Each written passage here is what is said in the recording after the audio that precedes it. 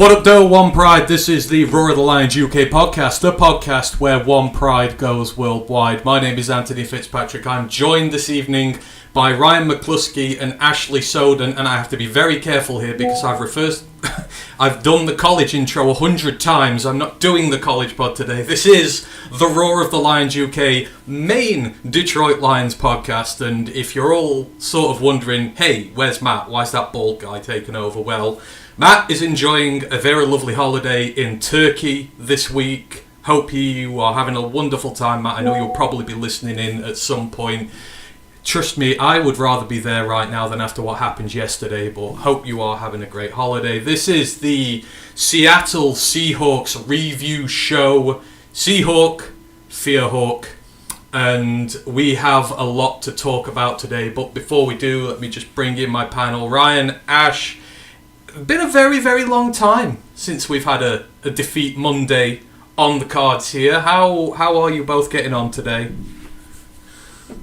Hollow, empty. And just glad I didn't have a Connery over the weekend. I hate sports again now. I hate sports. Yeah, today was a slog. I didn't really want to get up for work, but yeah, as the day has gone on, I found some clarity, and I've also gone to ham on Twitter, arguing and then just muting loads of words. And I just feel so much better for it. Oh yeah, I know the feeling. I was engaged in my first battles with the Sol group yesterday, and it's just been like, you know what, we're 2 games into the season. Let's just have a little bit about us, fellas. But yes, we are here to talk about the Seattle Seahawks game yesterday. Just a shout out to everyone who has joined us before we do. Lions Gangsters in the chat on YouTube. Mile Marker, Brent DeWitt is in the building. Hope you are all doing well. We started the show off big today. Thank you ever so much. Jeff Hurley, our number 1 super fan on here, has sent us a super sticker of $10. Really appreciate you. Thanks ever so much for that. Brian Shook also sent $10 as well. We cannot say how much we appreciate you guys supporting the channel. It means everything to us. Just having you here is enough, but all these donations we really appreciate. Brian goes, DC becomes a little too tentative in big moments. Playing for the tie at the end of regulation seems antithetical to his usual style. We will talk about all this over the duration of the evening. Let me just dive into Twitch as well. I'm not used to having this many people while I'm doing a stream. Mike the Marine is in the Twitch chat. He says, howdy UK brothers, hope you are well. Mike, big shout out to Lost Oceans, who has resubscribed at tier 1. That's their 6th month doing so. Says, not as upset about the loss as I was yesterday, more worried about the injuries now than anything, but on to next week. Derek Bobaric is in the chat. Our own Ash Soden is in there as well, so if there's anything you want to chat about on the show, just have a chat with Ash in there. I will be on, but because I've got a lot of stuff I'm doing at the moment, I may miss things. So, yeah, get going with Ash in there and, yeah, bring up anything you wish, and we will talk about it. Let me just go all through the housekeeping first, and then we will crack on with everything. So the Roar of the Lions UK Discord, if you want in, just let us know. We will send you a link.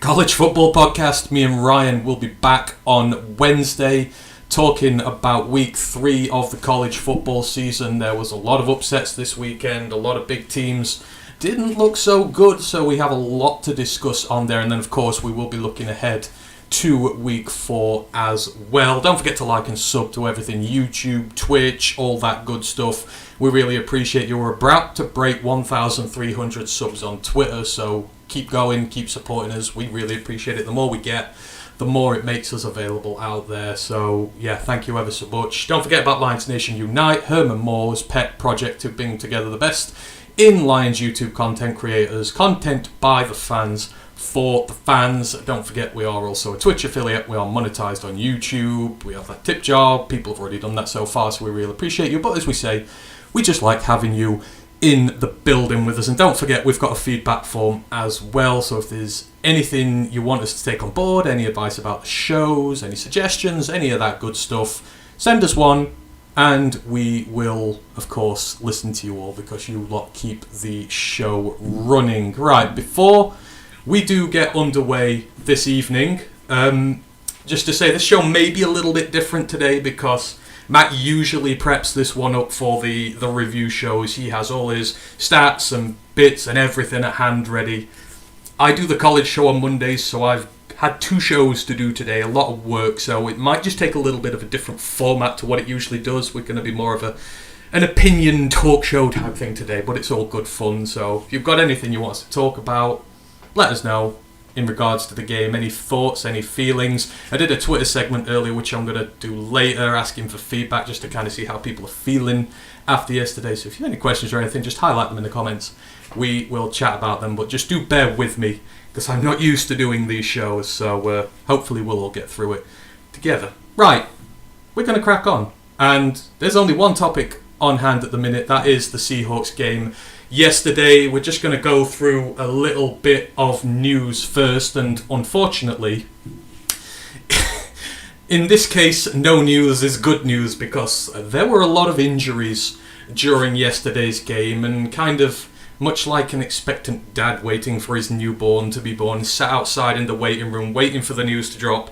We have all been very anxiously awaiting the news of a lot of injured players from the Detroit Lions from yesterday's game. It was not tough. It was tough. It was not pretty. A lot of guys been hurt. So the injury report as it stands today, our edge / outside linebacker / coverage expert James Houston, he's expected to head to IR as he faces at least a 6 to 8 week recovery on a fractured ankle, although I believe it's just been defined as a fibular injury. However, the injury is potentially serious enough to keep him out longer if surgery is required. I know that he's getting an opinion about 4:30 this afternoon. That was in the LNU chat earlier, so we should know by the end of today. If it's surgery, that might be his season done. He suffered that during a tackle in the game yesterday. I saw a replay of it and it was not pretty in the slightest. Running back David Montgomery is expected to miss up to a few weeks with a quad injury, it's described, although I've heard bruised thigh in there as well. That was also sustained in the Seahawks game when he got wrapped up in a tackle as well. Sleuth of other players were injured. Right guard Halapulavati Vaitai was helped off with what looked like a bad knee injury. Wide receiver Amon-Ra St. Brown went down with cramping, although he was able to finish the game. Wide receiver Antoine Green went off with a concussion and did not return. I've not heard anything about him yet. Aleem McNeil, CJ Gardner-Johnson, Kirby Joseph all suffered in-game injuries, although they all returned to the game at some point. And in Campbell's interview, he's just done. We'll talk about it in full on Thursday for the next preview game, but just in regards to some of the injuries, Campbell said that Big V should hopefully miss IR, which would be a massive boost because we can't afford to lose another guy on the O-line. Houston has a fibular injury, so just specifics there. And he says Montgomery is day-to-day with his injury currently, but the big expectation is that it's going to be a few weeks at least, so we're maybe looking sort of Panthers, Tampa Bay territory at the moment. Gents, first time to bring you both in here. We've been hit badly by injuries. This one game alone, our offensive line has been hit, our running back room has been hit. It was tough to watch yesterday at some points with all these guys going down. Just compounded the misery. I don't actually care about the result, if I'm honest. These are positions we can't afford injuries. Our backup offensive line is horrible. We can't be relying on guys, like say, behind the first stringers. Like say, Glasgow came in and instantly they went after him. And he instantly whiffed and gave up multiple pressures. Because they knew that, like say, he's so rusty. Like say, so this week in practice, honestly, I don't want them practicing. I reckon they will be forced to take it easy this week. Like I say, because we are banged up. And then Monty, you should never say day to day. It's not day to day. Day to day could be today, it could be Tuesday, it could be Thursday, the 14th in 2050. If in 3 weeks Monty's still not fit, Dan Campbell is going to get scrutinised for saying day to day. Just say a couple of weeks, like I say, because we know he ain't going to play this week. And I don't trust what's behind him. He looked good last night, and then when he left the game, it hurt. and we saw flaws. So he is going to be the biggest loss. Like I say, James, like I say, if it's surgery, his season will be over, I'm sure.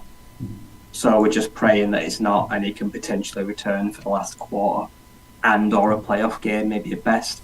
But they're not going to rush him back. But yeah, a huge blow to what has been an anemic pass rush, to put it politely.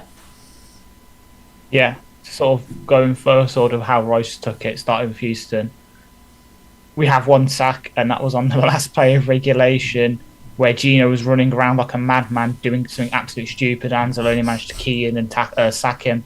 Regulation, where Gino was running around like in pressures right now, but everyone else really hasn't been cutting it. And as Ant quite excellently alluded to earlier, and I know me and him have had disagreements about Houston's potential usage, but yeah, having Houston cover Fant on a fly route with no safety help because you're blitzing them both, big galaxy brain moment from Aaron Glenn there. Yeah, sure, that's great.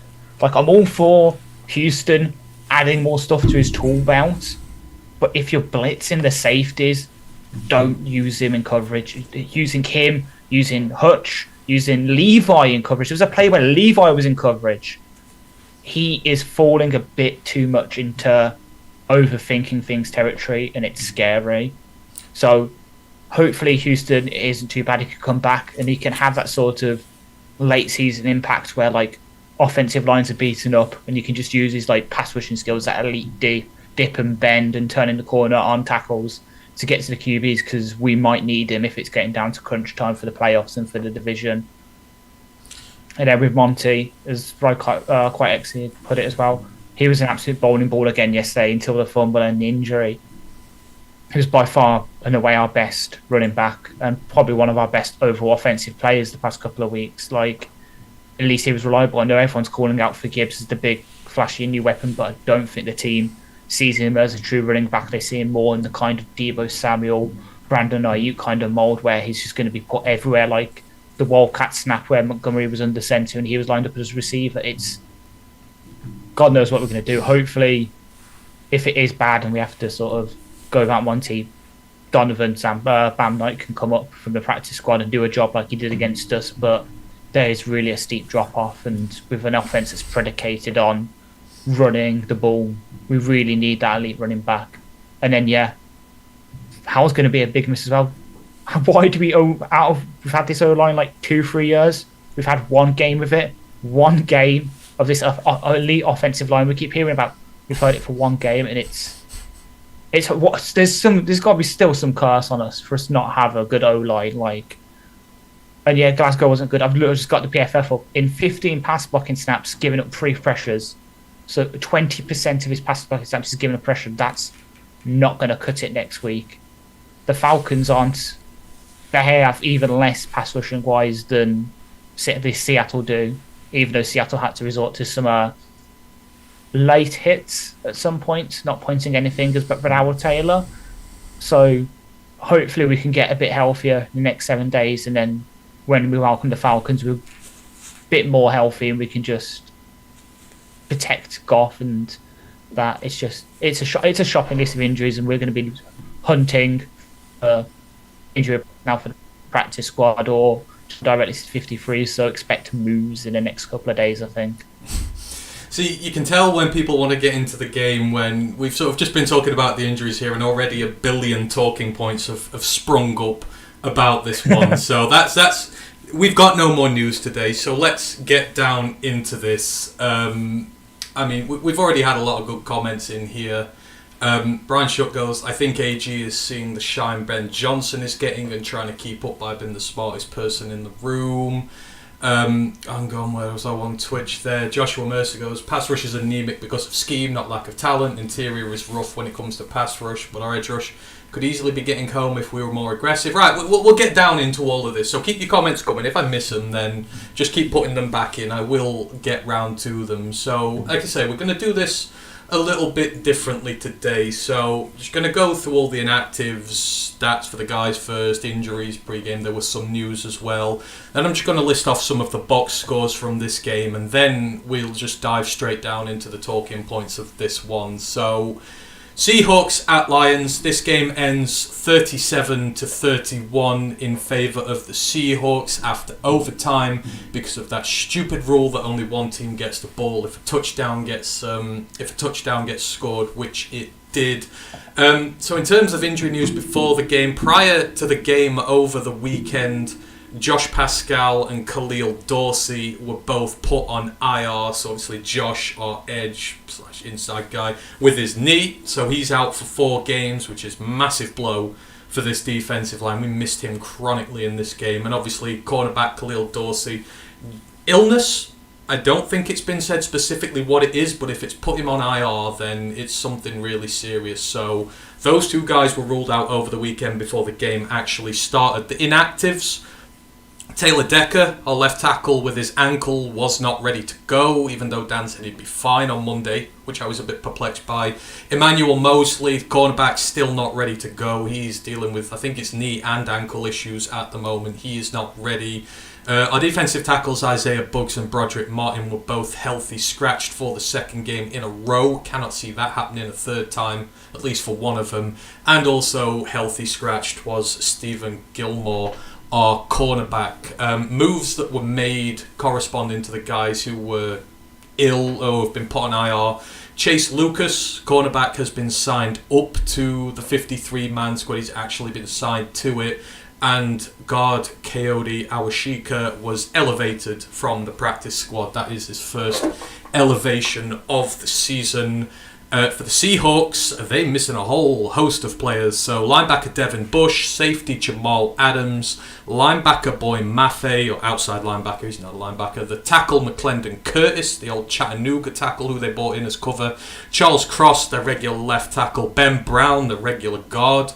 Defensive end Mike Morris, who Michigan fans will know, he's just come out of the draft this year. They also lost right tackle Abraham Lucas to IR earlier in the week. So I mean, before this game even starts, guys, we're suffering badly with injuries. Pascal going down was huge because we have a lot of finesse guys sort of on the line who are really good with the technique and everything, but sometimes you just need a nasty mofo who is all about the strength and will bully guys, especially if they're new on the roster. He's down, Dorsey's down for depth, Taylor doesn't go, and the Seahawks missing a whole host of players on their offensive line. You've got their primary edge guy out. Both teams very banged up coming into this game. Yeah, Pascal really was an underrated miss for us, playing that sort of facilitator, big end role that I know Kamish made his last year, but Pascal was drafted to take up that role, and last week he was absolutely great at it until he got injured, so he's going to be a big miss, and especially over the next couple of weeks where we are now really looking for that interior pass rush. He was one of the guys that we could slide inside on obvious passing downs, and now we have one less option there. And then Dorsey, yeah, we still don't know what the illness is, but that's a primary gunner, a kick returner, and someone who did some things on defense in the preseason. So he was also a big miss for us. But yeah, it's just Decker, obviously a big miss. It's all of them are pretty much big misses in hindsight. And then Seahawks, they just overcame their sort of missing players more than we did. Like, as you say, Boy Maffei was their best edge rusher. Their other starter, as I alluded to earlier, had to resort to some dirty tactics to get hits off. Charles Cross, great left tackle coming out of Mississippi State last year. Really good pick from them. Devin Bush, someone who they is missing as a backup, kind of like how we use Rodrigo. Still a big miss. Jamal Adams, not as good as he was a couple of years ago. Might just be Blitz Boy now. I know some people have coined him, just like you've got Slant Boy with Michael Thomas, you've got Blitz Boy, Jamal Adams. They had big misses. They just overcame it easier and better than we overcame our missing players. Yep, I think I have to agree. Yeah, they were missing far more key players than we were, and they managed to somehow keep it together. And their depth that they brought in, their interchanges, stood up and really stuck together and did themselves proud. And they just overcame more than we could do, unfortunately. So, yep, Decker hopefully back this week. I suppose we'll see. Like I say, I don't know if I'll let him live that. I will feel better when I know we've got both tackles back. I'll feel less worried about the guard positions. But yeah, Josh, big miss because as we saw in the game, interior pass rush, like I say, like rocking horse shit. Pardon the French, like I say, non-existent. It didn't exist. Yeah, it was, like I say, just rough to lose so many guys prior to this game, especially on your trenches, which is what we are all about, is not good. So, obviously, coming into the game, we're already bad. So, the game itself, let's say, we're just going to go through some of the box scores first and maybe talk a little bit about the game itself. So, I mean, starts off the worst possible way for the Lions. Scoring summary of this. So, in the first quarter, first drive for Seattle lasts 8 minutes, results in a touchdown, 3 injured players for the Lions. Kenneth Walker runs it in from 1 yard. We're going to go back to that in more depth in a minute because that's one of the talking points from this. Lions, to their credit, respond. Less than 3 minutes later, we are in their end zone. Josh Reynolds continuing his hot start to the season. 22-yard touchdown pass in from Jared Goff. Lovely pass in between 2 defenders from him as well.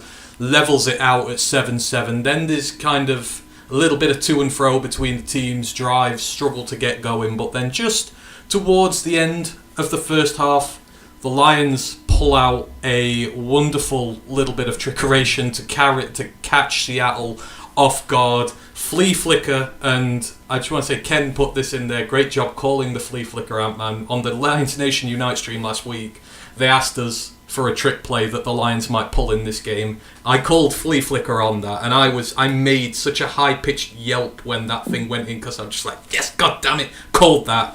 Anyhow, completely flummoxed the Seahawks defense. Goff flings it to Khalif Raymond. In he goes, 36 yards out. Lions 14-7 up at the half. Second half begins. First play, David Montgomery fumbles the ball. 2 plays later, Kenneth Walker in for his second touchdown of the game. Game's all level at this point. Although again, after that, Lions respond strongly. Montgomery responds strongly. We're going to talk about some of the plays later because this has to do with the refs. But Monty should have had a touchdown on a screen pass, which was incorrectly called off. But then he ran it in from 4 yards out with 9 minutes left in the third. Lions take the lead again. Seahawks respond with a field goal to bring it back to a 4-point game. And then it starts to go wrong. Tyler Lockett, 3-yard touchdown pass from Geno Smith with 10 minutes to go in the fourth puts the Seahawks 3-0 up. And then, as Paul Heyman famously once said at WrestleMania, the streak is over. Jared Goff's interception-free streak ends near 400. He throws a pick six to Trey Brown. Lions 10-point down in a hole with 8 minutes to go in this one. But again, terrific fighting spirit to come back from that. Josh Reynolds, second of the day, 4-yard touchdown pass from Goff, brings it back to a 3-point game. We stop the Seattle offense. We're able to get back down the field, and there's a lot of consternation about this last drive. And again, it'll come to our bigger talking points later on. We are able to get the field goal through Riley Patterson. He hits it in from 38 yards out, ties the game, sends it into overtime. Unfortunately, Cruel Mistress, the toss does not do well for us. The Seahawks get it.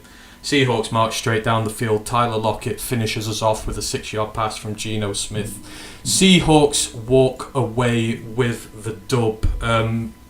We'll go down to the major talking points in a moment, but just as Matt would say, high-level takes from this game. What your initial sort of feelings now that you get to look back on this game and everything that went on there? Ash, you go, and then Ryan, you go after.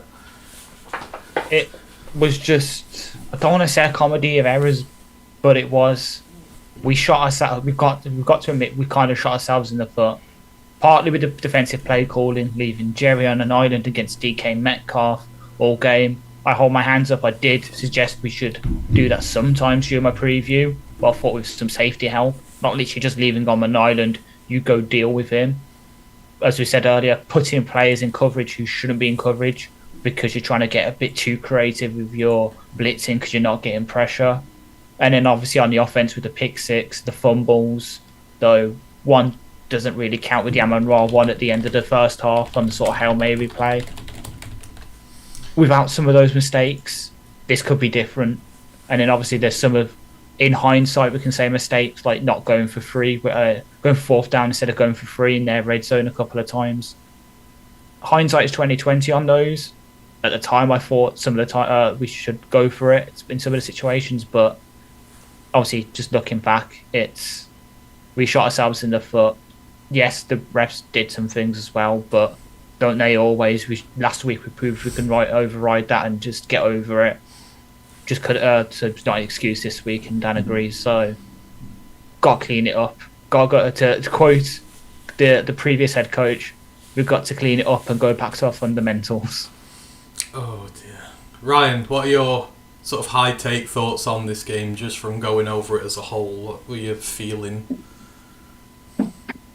We rightly lost because we shot ourselves in the foot one too many times. Like I say, we cost ourselves the game. And no matter what anyone tells me, like I say, the aggressiveness is fine, but Dan doesn't trust the kicking game. He has no faith whatsoever in Riley Patterson. Like I say, I didn't mind the ones in the red zone, but when he went for it around 43, like I say, at a crucial time, when you've got Jack Fox on the field and you could have pinned them deep, I questioned some of those decisions that they really did have a big influence on the game. And my first big thing is that if I'm the Detroit Lions now and I want to be taken seriously and stop being an underdog as a winner, and like I said, Jerry Jacobs, man, he absolutely stunk. You're either a corner that can hold your own without a D-line or with a D-line, and I know which he is. When the D-line ain't there, he can't do it. DK putting through Mincer consistently. I say, double-digit targets and accounting for 2 of the touchdowns? I'm sitting him this week. I'm going to have Stephen Gilmore active. I just want to see what the kid's got, to be honest. I think Jerry needs a break, maybe for his own good. Like I say, the secondary, bad. Like I say, we did pretty well against the run, which is annoying. Kenneth Walker only had 54 yards, and he had to bounce outside for most of it. Like I say, a lot of it was going around the edge. We didn't set the edge very well. Butch kind of struggled at times, but the middle kind of held up. He did have to run quite far to get those yards, and I was pretty happy with that in general. But yeah, the defensive line, I think it kind of starts and ends with that. Like I said, we were aggressive. We rushed the passer a lot. We sent 4 a lot. That weird 2 when we rushed 2, and then we dropped everyone that just should not be in coverage. That was kind of like one of those weird plays where you try to trick the quarterback. But ultimately, it comes down to, for 99% of the game, Geno Smith could have pitched up a tent, he could have hammered in a windbreaker, and he could have boiled a pot of tea before we got to him. He had 3.3 seconds from snapping and passing. No one got there. Their offensive line was down 3 stars. That, for me, is just completely unacceptable. Like I said, I get it, yeah, they had 2 and 3 tight ends constantly. Hutch was getting hit in the face, the shoulder by Will Disley all the time. When it happens for 3 or 4 quarters, you've got to find a way to nullify it. We knew what they were going to do. Like I say, and we still could not stop it, and it happened 70 times almost, and we just couldn't work. That's what bothered me the most, the lack of adjustments. Yeah, and that's going to be sort of a theme of today. We've talked, a lot about this, but areas where we've struggled, the run defense, traditionally has not been great. It gets his act together, and then the sort of D-line falls apart. interceptions, the turnovers. We were terrific at that last year. No turnovers, great ball security. Now it's sort of abandoned us, and it's like we've grown good in the areas we were bad, and we've regressed where we were good, and now it's sort of come to a means where we're almost flipping problems over here. But let me just go through the box scores. Then we'll talk about some of the players, and then we'll get on to talking about the defense and the offense, because everyone is wanting to talk about that today, and rightly so. But the box scores for Seattle: Geno Smith at quarterback, 32 of 41, 328 yards, 2 touchdowns, 3 carries for 20 yards, passer rating of 116.3. Kenneth Walker, the running back, as we said, 17 carries for 43 yards, averaged just 2.5 yards per carry. He got 2 touchdowns, but both in short yardage situations, and 12 of those yards came on his first run of the game. So you're looking down near towards 2 yards a carry after that first run. He had 1 reception for 11 yards. He forced 5 missed tackles, and he gained 5 first downs. So he may not have got a lot of yardage, but he got a lot of crucial yardage for them. The wide receiver group is alive. Tyler Lockett, 8 catches on 10 targets, 59 yards, 2 touchdowns. DK Metcalf, 6 catches on 6 targets for 75 yards. Jackson Smith and Jigba, 5 catches on 6 targets for 34 yards.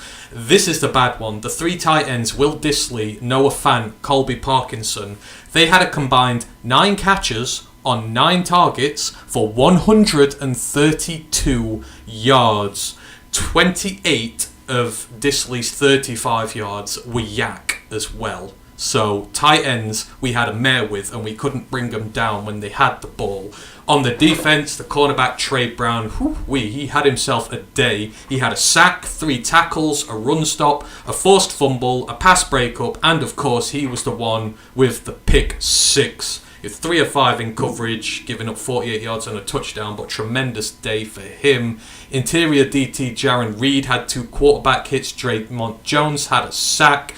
Linebackers up. Bobby Wagner had 9 tackles. He graded 83 against the run with 4 stops. He was really good for them. Jordan Brooks had 12 tackles on the day as well. Jared Goff, though, got after the second and third levels. Brooks gave up 8 receptions on 9 targets. Julian Love got killed, 7 receptions on 8 targets for 104 yards and a touchdown. And number 5 overall pick in the draft, Devon Witherspoon, gave up 64 yards on 3 receptions and a touchdown as well. He was only targeted 5 times. On Detroit's side, Jared Goff, 28 of 35, 323 yards, 3 touchdowns, 1 pick, obviously the pick 6. Passer rating, though, 121.8. Fantastic day for him outside of that. David Montgomery, 16 carries for 67 yards at 4.2 yards per carry. 49 of his 67 yards was yak. He was yak king. He was incredible in this game. He had a touchdown, unfortunately the 1 fumble, a reception for 7 yards, 7 missed tackles forced. He was making guys miss. He was getting yak. He was great. But overall on the ground, we were 27 rushes for 102 yards at less than 4 yards per carry, so needs to get better. Amon-Ra St. Brown is who he is. 6 receptions, 7 targets for 102 yards. Did fumble it, but it was irrelevant because it was right at the end of the first half. Reynolds, 5 receptions, 6 targets for 66 yards, 2 touchdowns. Every reception of his was a first down, chain mover, touchdown scorer. Khalif Raymond, 2 for 46 and a touchdown. Obviously he had the flea flicker. Jahmyr Gibbs had 7 catches on 9 targets, just 1 drop. Sam Laporta, we're going to talk about this guy. 5 receptions, 6 targets with 63 yards, 35 of which was yak for him, and he forced 3 missed tackles, which was half of the amount forced by the receivers total. Defense, eek. 17 pressures, just 1 sack from Alex Anzalone right at the end of the game. That was the Lions' first sack of the year. Took nearly 8 quarters for that to come, and it came from the linebacker, and as Ash rightly said, from a boneheaded play by the quarterback rather than innate pass rushing skill. Second and third levels, toasted like a fine bagel. Anzalone gave up 5 receptions on 5 targets for 50 yards. He also missed 3 tackles in the game. Branch gave up 4 of 4 for 40 yards and a touchdown. Jerry 6 of 7 for 68 yards and a touchdown. Cameron Sutton 6 of 7 for 51 yards. Our 6 worst tackling grades on PFF all sub 36 with defensive line and linebacker starters. The few bright sparks though, Derek Barnes, shining star, 8 tackles, 4 run stops. He really helped put the brakes on Kenneth Walker in this game. We are finally seeing D. Barnes emerge into the star that we knew he was going to be. And props up to Kirby Joseph as well. Had a great day. He got the start over Tracy Walker. Him and CJ starting at safety. And he was injured during the game and came back in. 8 tackles, 2 run stops, just 1 reception on 2 targets for 9 yards. And he had the only pass breakup of the game for the Lions. So there's a bit to take in there, guys. But first of all, I just want to focus. People are going to want to talk about the negative in this. The 2 quarterbacks. Now, Gino has been maligned. He had a lucky year, he's not been great, etc. And he struggled week 1. Goff certainly has been maligned for a lot of his Lions career. A lot by us in his early times here, but 2 guys who absolutely torched each other's respective teams in this game. Goff is looking more confident by the week. The pick 6 I'm not concerned about. He was hit and there was a route mix-up, so it's hard to put the blame squarely on him. And Gino, I know he had all the time in the world in the pocket, but he picked us to shreds. I mean, 2 really good quarterback performances in this game from guys who've been doubted all over the league. Same as last year. They literally went to work on each other last year. Yeah, like I said, Gino got his payday. Everyone thought he'd just duck. Didn't they? Everyone said he's got his wedge, say he'll go back to being the journeyman. Nope. He was laser focused. Like I said, there was one lovely throw where Brian Banch goes on a corner blitz, gets in the passing lane, and he just puts the loveliest touch on it and just floats it out. I think, like I said, the running back a tight end that goes on to get the first down, he looks as good as ever. I'd be perfectly happy with Gino in our offense. I feel like he wouldn't miss a beat either. And yet, despite the pick 6 and everyone using it against him, yes, it did account for those 14 points of turnovers. Did it cost us the game? It didn't, no. And was it 50% Gibbs' fault? It was, yeah. Like I said, he just sat on a route and Goff didn't think he should have been there. And Trey Brown makes the play, who had a great day, so they can share blame on that. I'm not going to give it all to Jared because that's not fair, but yep, he had a really good week, and like I say, he made some absolute bullet throws. Like I say, the one that should have been picked off against Laporta, like I say, where he manages, I don't know how he wrestled that away. He made some clutch throws. Josh Reynolds as well, where he goes three defenders, an absolute rifle. His fastball is getting just better and better. Like I say, he throws one of the prettiest balls in league beer. They just went hammer and tongue on each other's defenses. Both secondaries were pretty much annihilated most of the day. Yeah, for the most part, just like the salary cap, pass defense was a social construct. But I know we don't put much stock. Well, we don't put too much stock into PFF grades on in this household. But when you've got the number 5 and number 7 quarterbacks in the week, you know the pass defense was bad. And Goff was the number 5, was 5th. Despite the pick 6, he was 5th with 78.6. Gino was 78.2. And then Matt's, just to give him another bright spot to listen to, coming in at number 6 was his favourite quarterback, Josh Allen, with 78.5.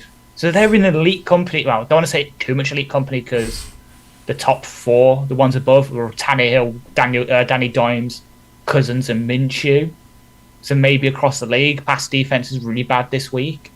I mean, this is the week that CJ Stroud got more 300-yard passing games than Justin Fields had so far in his career. So maybe that just proves it all. But yeah, these quarterbacks on a stage, I know the NFL tweeted out about it. The game didn't disappoint, and passing wise, it didn't. As Roy quite politely said it was just hammer and tongs, just trading blow for blow like a boxing match. And they unfortunately just got to throw the final punch and it won them the game. And CJ Stroud was throwing from behind a bunch of milkmen and, employees from the local fast food restaurant. They're injured off the line. But like you said, these are 2 very underappreciated quarterbacks. And we're going to talk about Goff later because Mike Payton put out a very persuasive article that something should be happening with him soon, and we need to talk about it because it's something that we're going to have to discuss with Jared Goff, his long-term future here. But I'm going to wait till the game is done. I want to just highlight and talk about some more of the players first, because I want to give some love out before we get to all the critical stuff, because there is a lot to criticise here in this game. But, you know, there's plenty of optimism on show for our offense. I don't think we're in agreement, you know, that there's anything sort of wrong. It was the defense this game was. I know the offense had its little slips, but we're seeing some stars emerge here. Sam Laporta, I mean, his blocking still has work to be done, but you saw in week 1, you saw in week 2 how good that is. You saw Sam Laporta, the pass-catching threat this week, the guy who comes from Iowa, who is tough as nails, 3 broken tackles, 30 yards of yak. He was doing what the Seahawks tight ends were doing to us, to maybe arguably some better guys on their defense. I mean, he is becoming a stud very quickly on this offense, and J-Mo and Brock Wright just are not getting a look in. I mean, he's been great so far, hasn't he? He really He's the best has. draft pick so far. If you're looking for a guy that so far lived up to potential, it's Sam. Look at the company he's with. He's got 102 yards on the season. Hawkinson's got 101. Like I say, Andrews, Kittle and that, they've got like 100. Like the top 2 of them have got like 105, 111. So he's right there right now with the best. Sam Laporta is the best tight end in this class when it comes to pure natural receiving skills. The ability to make adjustments, to snag balls in difficult situations, and then surprisingly elusive and good balance to stay on his feet, which he did show, like I say, when he was able to get a hand down and keep up for a first down, when it looked like the world was going to fall and stumble over. He showed all that. But yeah, Brock Wright, it's fair blocking wise that he had an absolute stinker. Like I say, his share, his stock market is gone. Like I say, catching the balls, he's in trouble. His targets are going to get absolutely gobbled up. Yeah, and they love him. Like I say, a lot of people questioned this pick, especially after the whole DJ, I suppose you want to call it a debacle. Eric Ebron, will the Lions go and just waste another tight end? Well, so far through 2 games, no. The amount of slot time, like say, he actually puts in the slot, like the snap count, like say, working further outside from like on the end of the line, is going to slowly increase because people realize he is a versatile weapon and he just does not need to sit on the end of the line. Like I said, and he crushed it. The block he had, like I say, on the Montgomery touchdown, he killed the linebacker. It was beautiful. He caved his skull in on a crap block, and I love to see it. Yeah, and the future is very bright for Sam because he will just get such little attention when you look at who is already on the field with him. Yeah, I completely agree with Ryan as he was speaking. I was getting the stats up because we all know I'm the sort of stat guy. So Go ahead. Aside from Will Mallory, who's had 2 catches in 1 game for 49 yards, Laporta is by PFF the best one, and it's by a decent margin as well.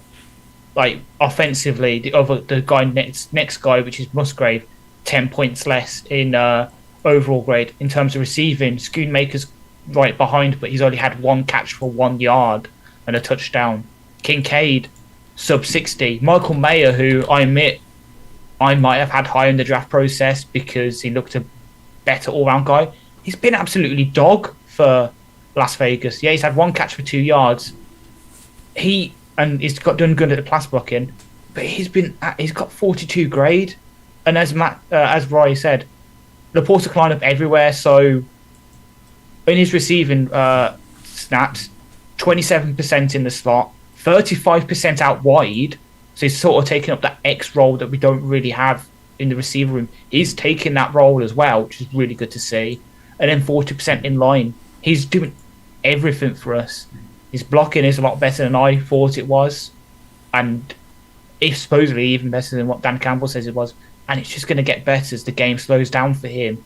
He learns how to properly stack up edge rushers as he gets that experience. We really could have, and I don't want to put him in that same conversation too early, but he's already got the stats to back it up. We could have ourselves a Mark Andrews-esque player on our hands because Mark Andrews is the only other tight end to put up the kind of receiving stuff and the blocking stuff that Laporte has so far. Even better than Kittle, because Kittle was a slow burner. Laporte has hit the ground running and is bucking the trend for this rookie tight ends don't work out. They need a couple of years to hit the to really get up to speed. We've got the perfect coaching staff now for him. Head coach, former tight end coach. Offensive coordinator, former tight end coach. Passing game coordinator, former tight end coach. Tight end in the league. Tight end coach, former tight end in the league who played really well. Perfect environment to come in, and it's proven because he's hit the ground running. Like, hopefully none of the people in my school league are listening right now, but I've put a big waiver claim in for Laporta because my tight ends have been absolutely shit. Like, I've got Chika Concrow from the Titans who's done fuck all for me, and Evan Ingram who is bad. It's one good game this year, but I need something consistent because I'm 0-2 right now. I'm doing absolutely horrible in fantasy for the one guy who actually cares about the NFL these days. So Laporta, save my fantasy season, please. I know, and as always saying, Ken says it here, it's an incredibly difficult position to play. So for him to be able to come in and, because when we did the tape on him, the blocking was, especially in the run game, was questionable. Some of his positioning, and you can already see such a vast improvement on how he's playing. And forgive me if you've already, because I know you've just read some stats out on him there. Mike the Marine says, Laporta also lines up outside too, I like him. He does, I've just checked the affiliation. So in line he's taken 64, at slot he's taken 23, and out wide he's taken 25. So that's a good variation from where he's playing. I'm surprised actually that he's played that much outside. I would not have thought that going off the eye, but it's the versatility's there with him as well. So you are seeing an all-round guy emerge. Yeah, as I said when I was I've been outspoken about we need a true X receiver in this offense. We need someone who can do that contested ball stuff. He's been that. He's proved. I know on this podcast we're all hoping for a certain, but he could do that for us. Laporta could be that X receiver. Yeah, absolutely. I'm looking forward to seeing his development. I'll talk about a couple of other guys with positive, and then we'll get into the stuff that people want to talk about. So I'll come straight back to you, Ryan. Then Ash. Then we'll go down to Ryan second this time. Josh Reynolds.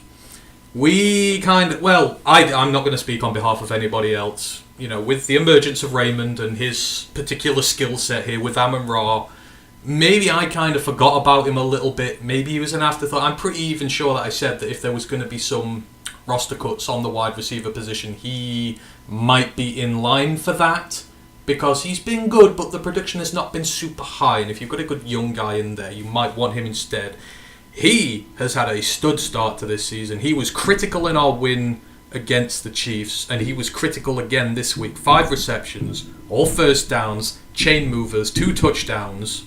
Reynolds is enjoying a renaissance at the minute, and he's keeping Khalif Raymond off the field. This is one of the areas at the minute where all this competition's really bringing some people to the fore, and Reynolds is the guy out at wide receiver at the minute. One of you? Right, you go first this time then.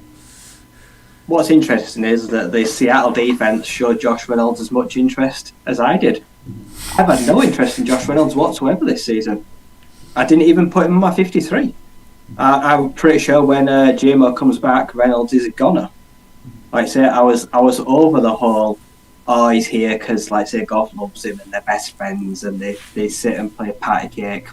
Like I said, last season, Josh Reynolds went non-existent for the second half of the year. But like I say, this year, like I say, he's kind of at the forefront. And where we've got a big gaping hole on the outside, so far through 2 weeks, he's doing his very best to fill it. And where I thought, like I say, that Khalif Raymond should be the guy, he's not.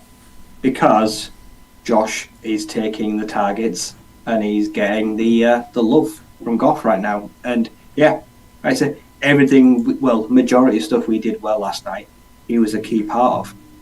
And we wouldn't even have been in the comeback if it wasn't for him. Like I say, he found space, he sat in between the holes, which he does really well. He finds those soft little zones in between, like I said, linebackers and safeties, and he just makes himself available. And then the best thing he does is he secures the ball. Like I say, he's got great hands, and you never worry about ball security with him. Like I say, even like I say, he had one where like I say, Quandre Diggs went to go for the money shot. Like I say, when he's going to the goal line and probably thought like this is it, I'm going to give him a lick. Just bounced off him like it was nothing. Like I say, took the pay dirt. So yeah, for the next few weeks, Josh is probably going to be crucial. And another controversial thing, Jamo coming back for me right now doesn't move the needle because it's not the problem with this team right now. I'm not actually that like, oh God, I can't wait to get back. We really need him. We really don't right now. It's not a big thing, like I say. So we're just going to ease the kid back in. I know people will be like, the moment he's available, like, why not giving him the ball? Why is he not getting targets? And they'll get ruckus. But yeah, like I say, even when Khalif, like I say, gets touches and Josh Reynolds, like I say, our backups right now are holding down the fort. And Josh, I apologise to you.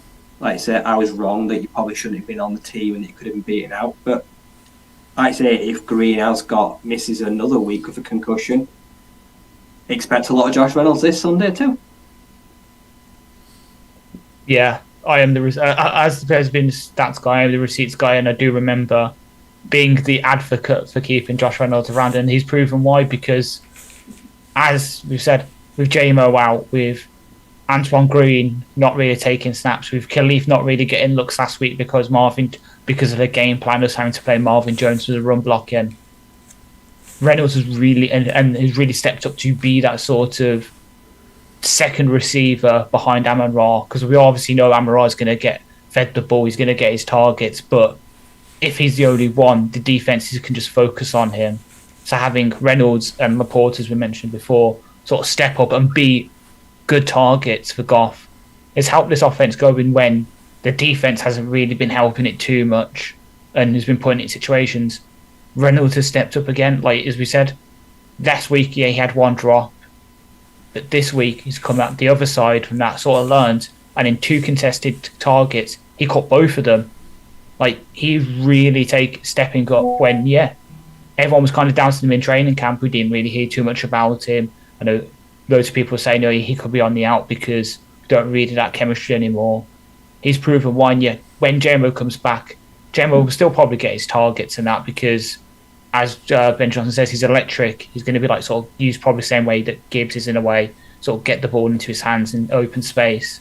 But you still need that sort of contested catch, reliable red zone kind of target, and I think that's the role that Reynolds is really going to hold for us this season. And then if Goff sticks around, maybe he does as well if he can for the right price. If not, then obviously we can move on and look for another guy to sort of take that role, be it in the draft or free agency. And, of course, you don't also drop a player who's got like 1 billion nicknames. Ken rightly put, he is the praying mantis, the serpent of death. Yeah. He is. Josh Reynolds is just about everything, but big praise to him there. And there's one other guy I want to point out before we get to the serious stuff, because this is a defeat, and there is a lot of stuff we need to discuss improvement-wise. But Derek Barnes has taken a lot of tap in his first 2 years so far, rightly so, because we've just not seen the development or the consistency required from him. And he's going to be a big part of this team. We bought him in here to be a menace against the run game, to give that D-line support, to get those quick little so-and-sos who get to the perimeter. And, you've got a line of defense there. 4 stops for him in this game. Every time on Kenneth Walker, I believe, if I saw the tweet right first time, 3 tackles, 0 yard gained, 1 yard gained, 0 yard gained. The guy, he is blitzing with confidence, he is finding the holes, and his tackling seems to have come on leaps and bounds. This is the guy we drafted 3 years ago, and, linebacker is another position that is hard to adapt to in the NFL. There's a lot you've got to learn and a lot of different responsibilities you have to have, but he seems like he's cracking it now. Ever since OTAs, ever since voluntary camp, he's been on a tear and he's taken it into the season because he knows his job's under threat. And out of yesterday, he's the one guy outside of Kirby who comes out of this game with a lot of credit. We are seeing the real D Barnes now, guys. We really are. And as you said, it's been... Well, we sort of heard it in the off-season. The switch has gone on for him. we've got to remember when we drafted him that he was only coming off 1 year as an off-ball linebacker. Before that, he was a pass rusher that got converted into linebacker. And now he's had those snaps. He's been able to sort of, the game slowed down for him. He's able to properly read his keys.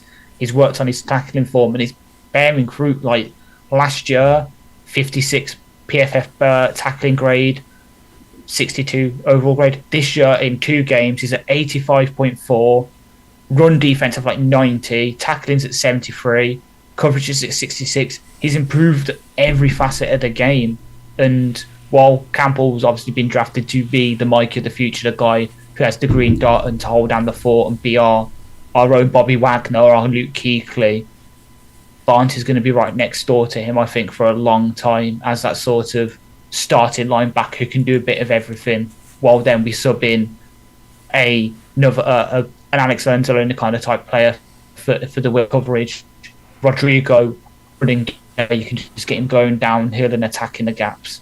Barnes can be sort of those all-round linebackers who maybe might never put up the big stats in a flashy way that the league can spot, but for people who actually really study the tape and know their stuff, he's going to be an absolutely solid player, hopefully, for us for the foreseeable future.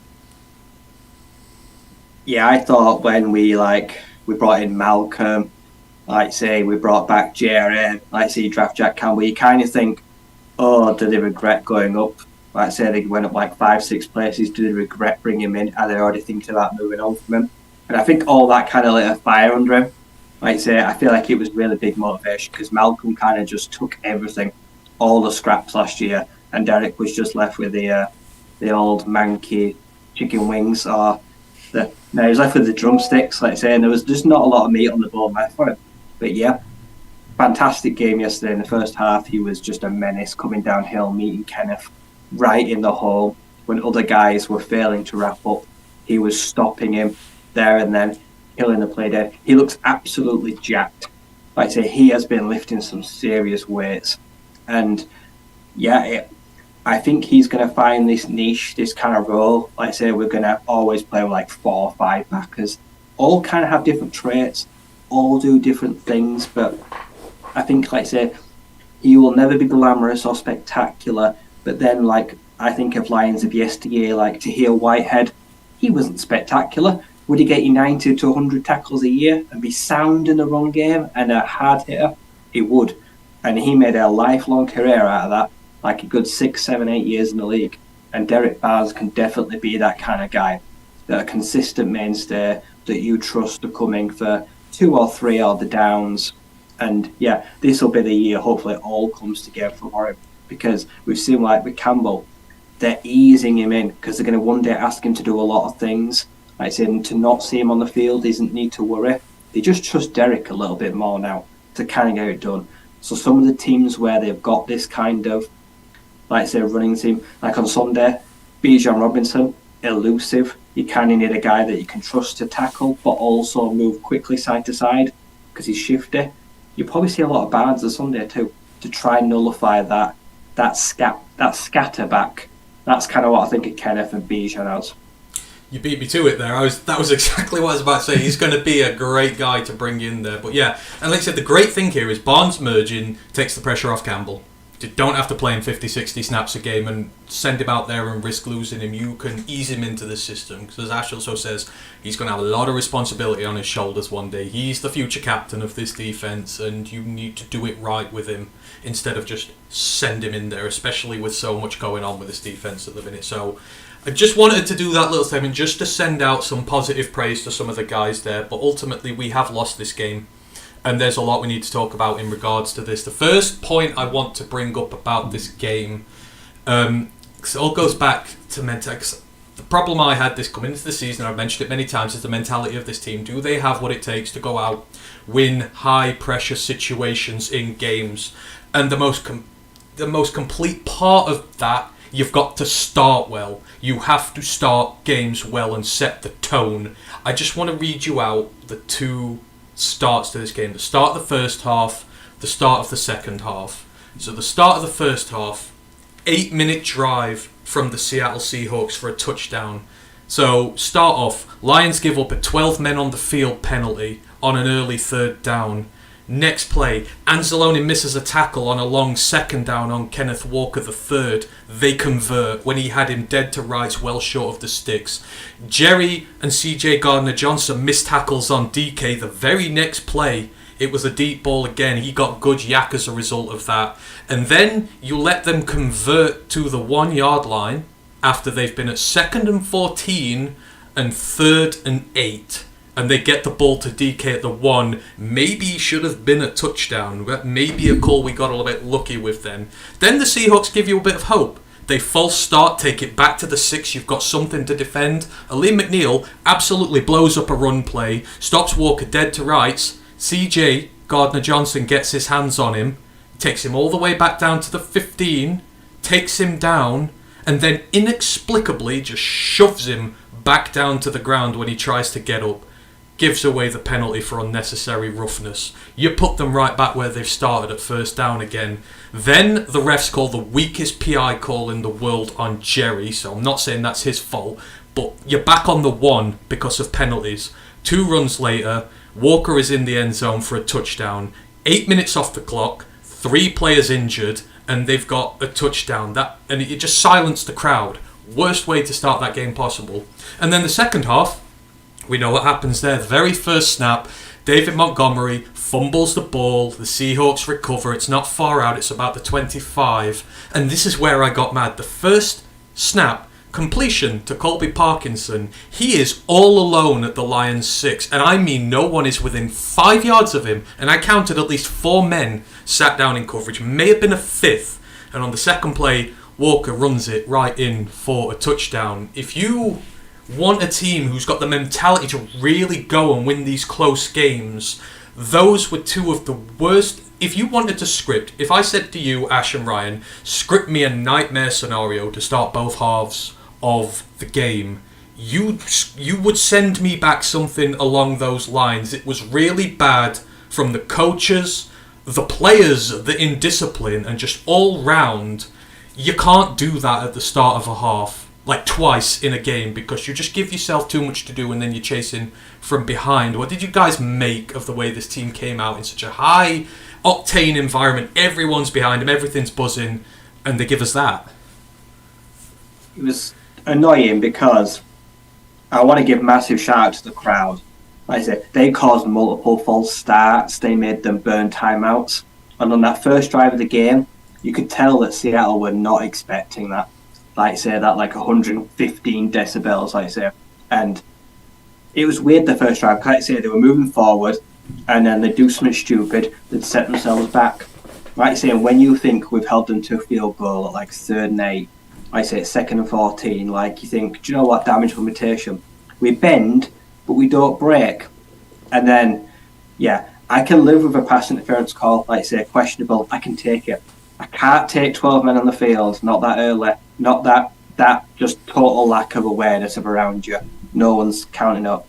And then, like I said, the call on CJ Gardner-Johnson is so petty, but it's also so avoidable. Like I said, he does that wry grin when he's looking at the screen like, oh well, kind of hit us. I'm looking at like, it's you. You didn't have to do that.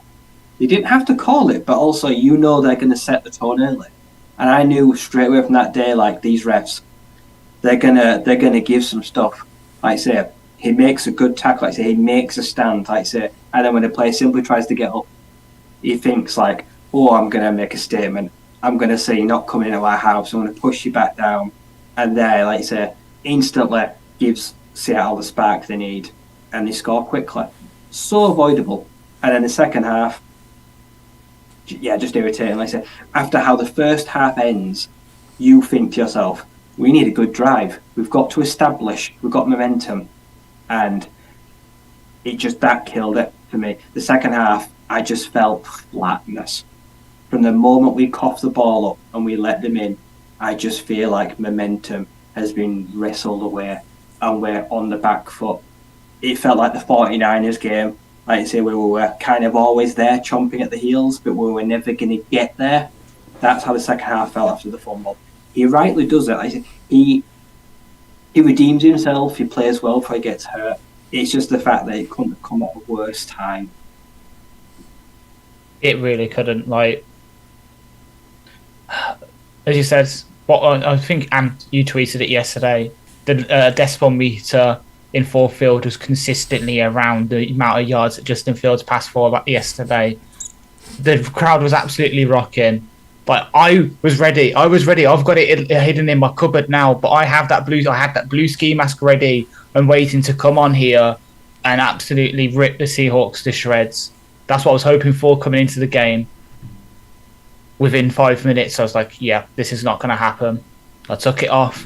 I put it back on for overtime thinking, we've got the momentum here. We scored last. We've got some momentum going. All we have to do is win the toss. And then Drew Lock has done the best thing he's ever done in the NFL.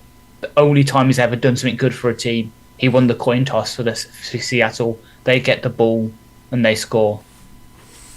Each time that we opened a half / whatever, opened a possession, it went badly. We really need to work on our stance because as it gets down to crunch time into the late season where, yeah, we might be these might be our hardest 2 games we've got through now, but in terms of pressure, it's just going to keep on ramping as things go on. As we get closer to winning our first division titles since I was born, having our first playoff game in quite a few years, having our first playoff win for quite a few years. The pressure's going to keep ramping, and we can't buck under starts like this. We need to hit the ground running, absolutely burn our opponents, and not give them any chance to get into the game. Just completely shut them down, grind them down in the late game with the run game. Hopefully, with Montgomery back.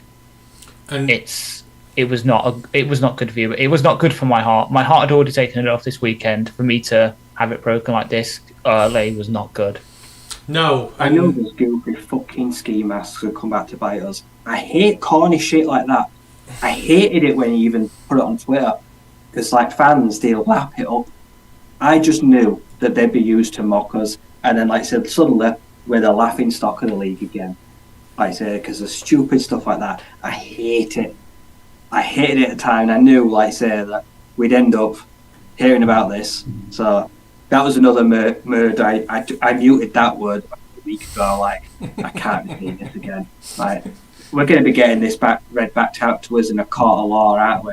And we did when one of our bloody linebackers got hold of them. That's You know what? You can't have a go at the Seahawks for that. You know, fair play, Seahawks. You got us good there, and you've just got to doff your cap to them. I just want to give a quick shout out on Twitch to Cold Phone. First time chat goes, I was at the game yesterday. It was so loud. Yeah, the crowd were amazing. I know Ryan's already given them their props, but I've seen so many people who were at the game yesterday tweeting that, just saying how amazing it was, how the atmosphere was electric. The fans did everything for this game, so big shout out to everyone who went to that. And so just back to the thing of the starts again.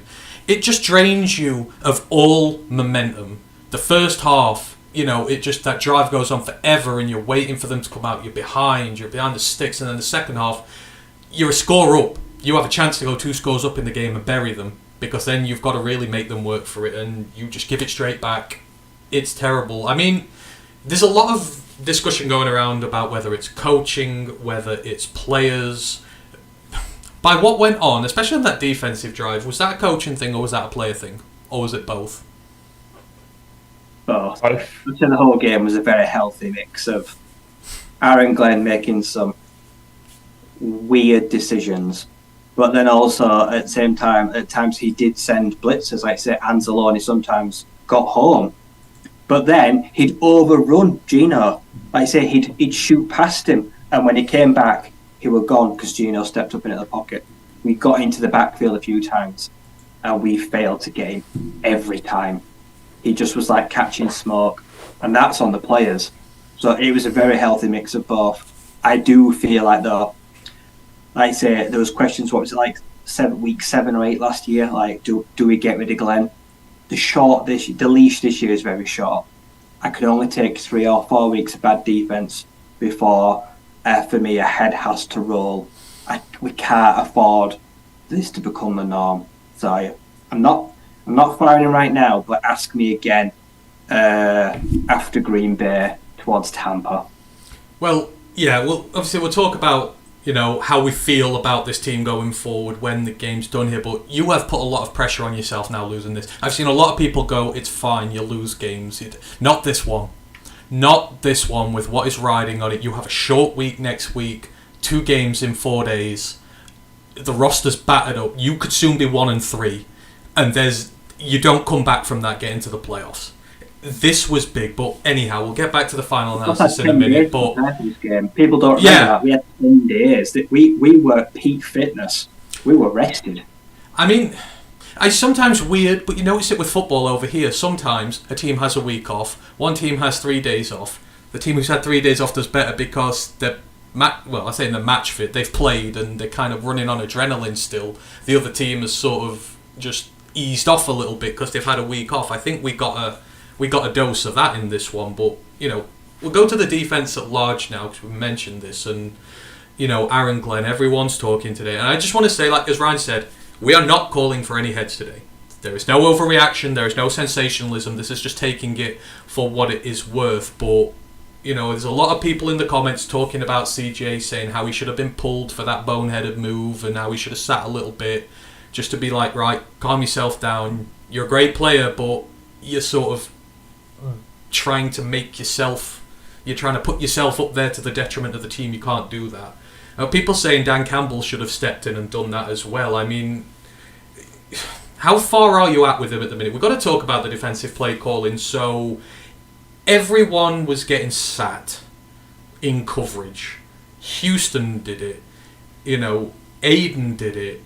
We saw Levi Onwuzurike in coverage. Now, I think it was just for one play, but we've had, and this is where you start to worry because, is this, he's trying to be smartest man in the room. Matt Patricia used to do stuff like this, and we crucified him for it. Play your best players where they have the most impact on the game.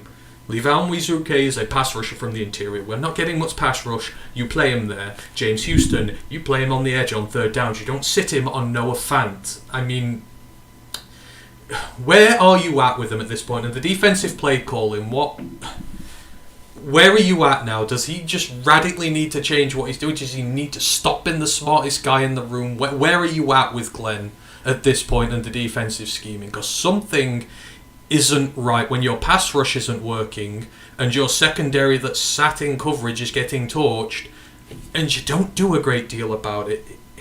Someone has to step in sooner rather than later with it. Yeah, 100% of, again, I've got the PFF up because it tells you how many coverage times. Houston, 57.1% of his snaps on passing downs were in coverage. Charles Harris, someone we've paid decent amount of money to be a good pass rusher for us, 32.1% of his passing play snaps were in coverage. Romeo Quara, 10%. Aiden, 2% because it was one snap of his 47. Levi, 10%. These are players that should not be in coverage at all. Maybe one or two, as I said on this. I said Discord earlier, where we're sort of going for that sort of 3/5 man front, where you might need one of them to sort of drop off and act as like a 3-4 outside linebacker. Maybe then I can understand maybe 1 or 2 snaps, not a vast majority of some of our best pass rusher snaps.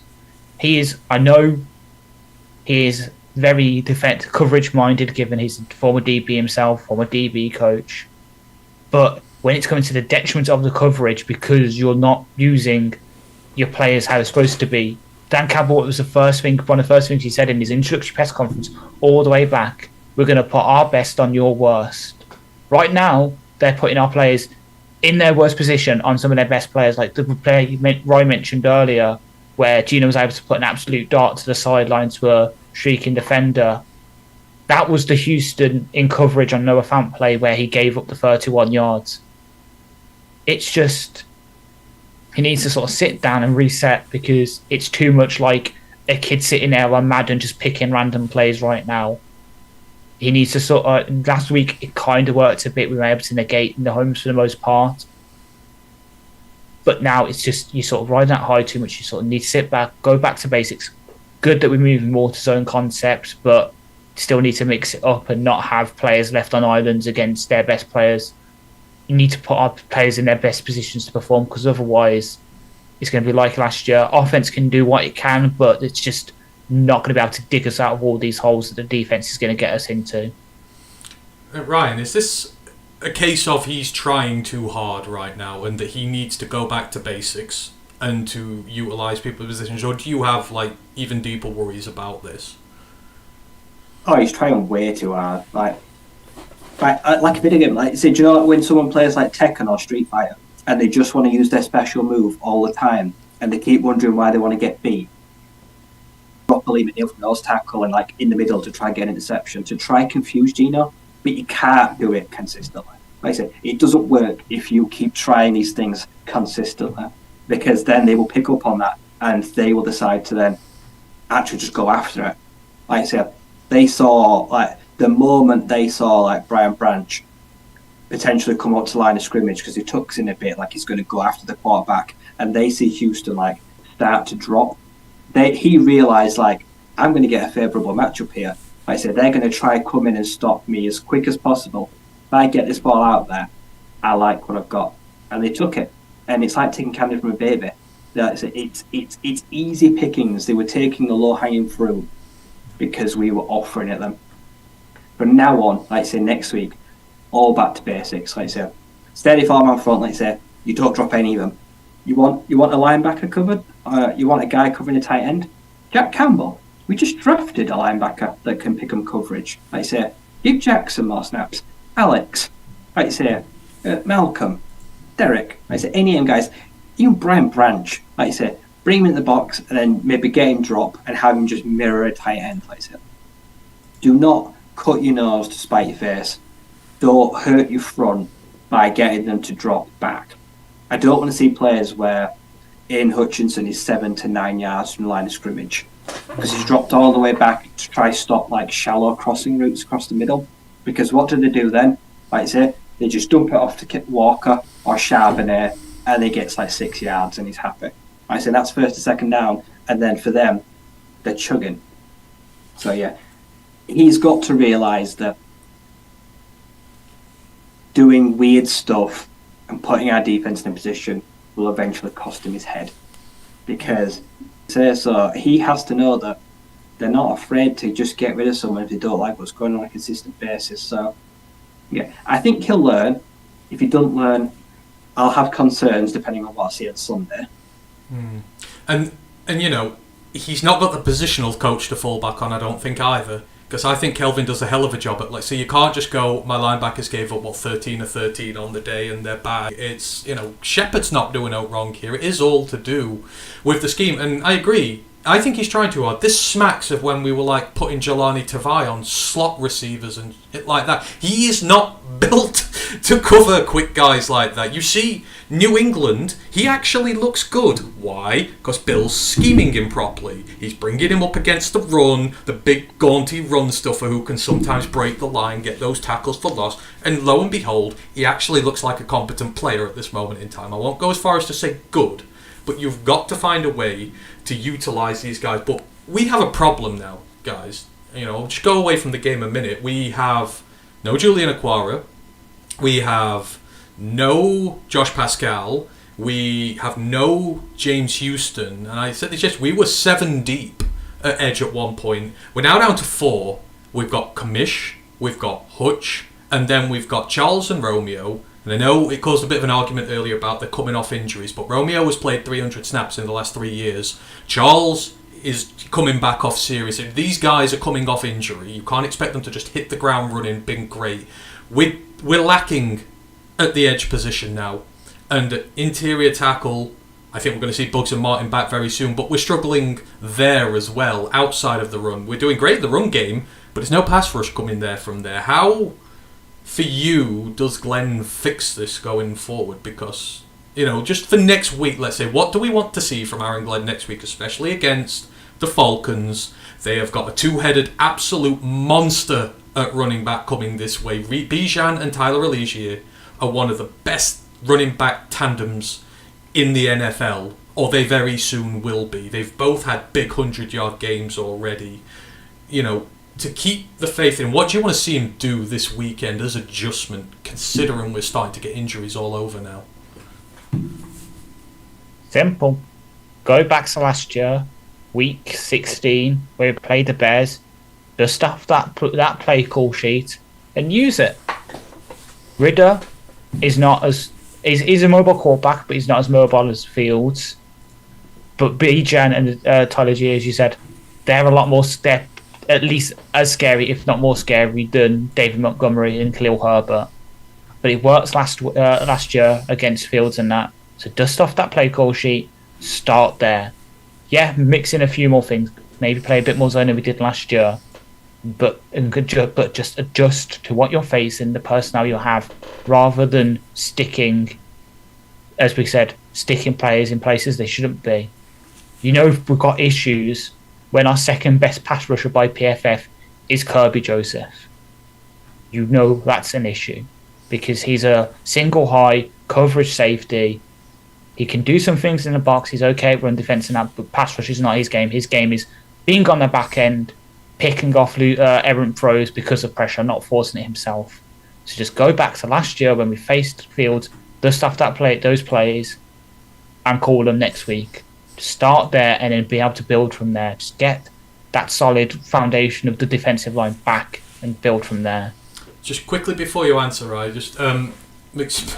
Joshua Mercer in the Twitch chat goes, no edge rushers in coverage like almost ever. Yes, that's heartily agreed by the lot of us. That's how you fix it simple, he says. McSperiment says, I want to see less zone as it seemed like the wide receivers were wide open in all the holes. I mean, I don't necessarily look at how much zone and man they're playing, but I would agree. I just think in zone we look awful. We can't pick up. We look terrible. I think we're better in man, but...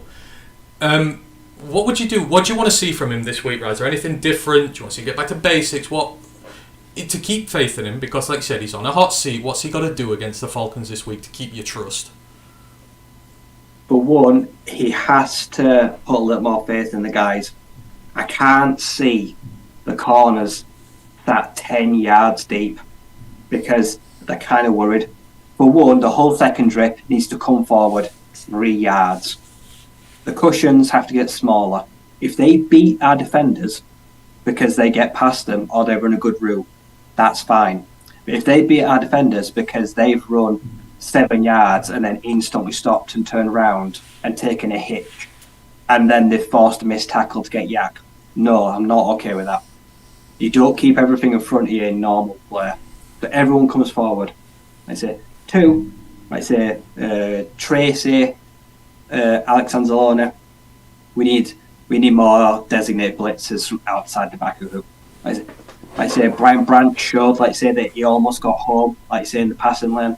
I think we're going to have to probably blitz a few of our more special guys, like say maybe in a bit of Derek, like say Alex Anzalone, a bit of Tracy Walker, that's shown he can get in the backfield when needs be. The D line, like say, doing really well in pressures. They just need to get some holes open. I think they need to worry less about getting sacks and maybe more about trying to get holes because we've got the guys behind them that can get through. Like I said, it's going to be an ultimate test of our run game. Like I said, I don't know Kyle Pitts stays. I know they're hoping to have him back. That will change the game whether or not he's available or not. But yeah, I'd say basics. For anyone that's saying let's go out and make a blockbuster trade, I think you need to come down to reality just a little bit. Like I said, Chase Young, option was declined, and yes, he's on the block, but he will cost you a conditional second that will go to a first. I guarantee it. They will not take anything less than that. We can't lowball them because they're 2-0. So we're not going to magically bring in a D-line wrecker in the next 4 days. That's the one thing that will not happen. It probably won't even happen between now and the deadline unless we get offered a player. So yeah, I think we have to just go back to basic. We have to just make them beat us. We can't just try stuff out for the sake of it. You say just if they beat us, they beat us, but we're not going to put ourselves in bad positions. That's all I want to see. Did you get that breakdown, Ash? For the So last year we were about 60% man, 40% zone. It has flipped this year to about 60% zone, 40% man. So it doesn't seem that much of a switch, but that is 20%. fun. Yeah, that is a big fundamental switch for us, and it makes sense with the personnel we got because Sutton, Mosley, even though he hasn't really played, Branch, they're more zone guys. So I'm looking now at the coverage grades, like all the coverage grades in man for players, it's around between 15, 16, 15. Jerry, unfortunately, Branch the highest was 64.3. But then you look at zone. Well, Harris is the worst with 48.5, but then Sutton 64.6, Jerry's 59.6, Branch is 75.1 in zone coverage. So yeah, we may be over relying on it. Maybe we do need to mix in a few more man looks, but especially with facing Mahomes, Gino, and next week with Ridder, when you're facing a mobile quarterback, you probably do want to play more zone because you've got your corners facing the QB. So if they do scramble, they can trigger on it and attack rather than a man. They've got the backs to it. So maybe we'll see more zone next week against Ridder and then maybe against Jordan Love. But when we do play sort of all your statuesque QBs later in the season, maybe you can mix in more man as Mosey gets healthy. Hopefully this players fully fit into the scheme, communication sorted because that's big in man. So hopefully we'll grow into the defense on the back end, but we won't be able to do that if we can't get the pressure up front. It has, despite what PFF says, pass rush rules. Coverage comes from the pass rush. They both help each other, and right now the coverage doing all they can, but the pattern, except for Hutch, no one's really getting there, and that's the big issue. Yeah, you've just said exactly what I was going to come into here. It's, we can talk about zone and man all we want, but zone will not work if we don't get pressure. I don't care if we got 17 pressures in this game. Pressures mean nothing if you are not converting them. One sack changes a game. One quarterback hit, can change a game if you rough him up a bit. 17 pressures could do nothing, and they basically did nothing in this game. It's a big area of concern, and we'll touch on the edge rush in a minute, but there's a couple of other bits we do need to get through as well when I get down there. So, we've talked about the defense for a bit. In fact, screw it, we'll stay on there. The pass rush is a problem. How do we fix the pass rush problem? I've got to see more All-20. I've got to wait for the All-22 to come out before I can make definitive... you can't really see what's going on in there, but we have one sack in 8 and a bit quarters of football, and it's come from our linebacker. I just don't see... We've got to start mixing the... For me, you've got to start mixing the looks up, not dropping your edges into coverage. You bring, as Ryan said, your safeties and your linebacker up to blitz. That's how you start showing different looks, but something's got to change with this edge rush. One sack in 2 games is not enough. I have had no Sack City content for the Twitter whatsoever. It needs to change for that as well, but is there anything we can do to help them? Because I don't think Glenn's giving them enough help. I think he's handicapping himself, one hand behind his back with all this coverage rubbish, and he's bringing blitzers up. You've got to use them in tandem. You can't... I don't know. Is there anything we can do? Stunts. So I'm going to go back to the Chiefs game because we looked a lot better there. When we were trying to negate the whole Jawan Taylor situation, what did we do with Hutch? We lined him up on Taylor. Then we sort of stunted him with whoever the DT was. Where the DT would go for Taylor, Hutch would stunt inside and go for the guard who was reaching to go with the DT. We need to do more stuff like that with Hutch, with Charles, with whoever basically. Hell, we saw some looks in preseason game 3, and I know at the time we weren't so happy with it, but we saw some looks where Levi, where Corey Durden, who is someone I'm really hoping that Brad Holmes still got the phone number of because we need someone like him right now. We saw them against the Panthers playing a bit of that sort of big edge role. Maybe that's what, instead of what we were thinking we're going to have to do and bring in the big edge inside and passing downs, maybe we need to start playing the DTs there. Just stunt, put players in positions where they can just confuse offensive line with stuff like that. Yet maybe bring Barnes and Rodrigo and Campbell on double A-gap blitzes, something that I know that our counterparts in Minnesota really made famous with Zimmer. Just borrow stuff from other teams that you've seen has worked. Maybe not this year's Vikings defense because they're worse than ours, but just look at what's worked in the past against these types of teams and implement it with our personnel if you can. If you can't, if we don't have the personnel for it, scrap it. Don't try and force us into situations where players are not doing what they're good at, like being put into coverage. Just find ideas, because right now they're sort of boring. You're going against this guy, you're going to get double teamed against these two people not getting involved in the play. I know the scheme is predicated on our one technique, having a double team from the left guard and the centre and that. But it's also that means that whoever that sort of free tech is needs to win their one-on-one with the right guard, and right now that's not happening at all. No. Ryan, for you, edge, the edge game, the D-line in general, we need more pressure. Is this, and I bring this up pertinently because Brent's just asked about how much of the issues are because of the change in our D-line coach. Is this a John Scott issue where he needs to be better with the technique he's teaching these guys, or is this an Aaron Glenn issue and this is more on him? He needs to provide them more support rather than it being a D-line issue. What do you feel about it? Is this on John Scott, or does Aaron Glenn need to get more aggressive and help them out? I think it's everyone. I think it's John. I think it's Aaron. I think linebacker coach, I think it's all of them.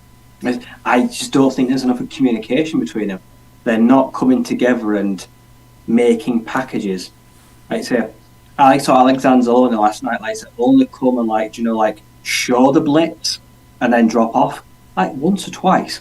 Do you know what I mean? He runs up to the line really hard and then stamps and then stops. I only saw him do it a little bit. Do you know, just give the D-line a bit of food for thought. Just even pretend. I didn't see much of that last night. Not from anyone else other than Alex. No one's showing much. Like I say, they're playing with this it's very basic. Like I say, I think John is out there and he's putting the D-line out there right now to not be run through.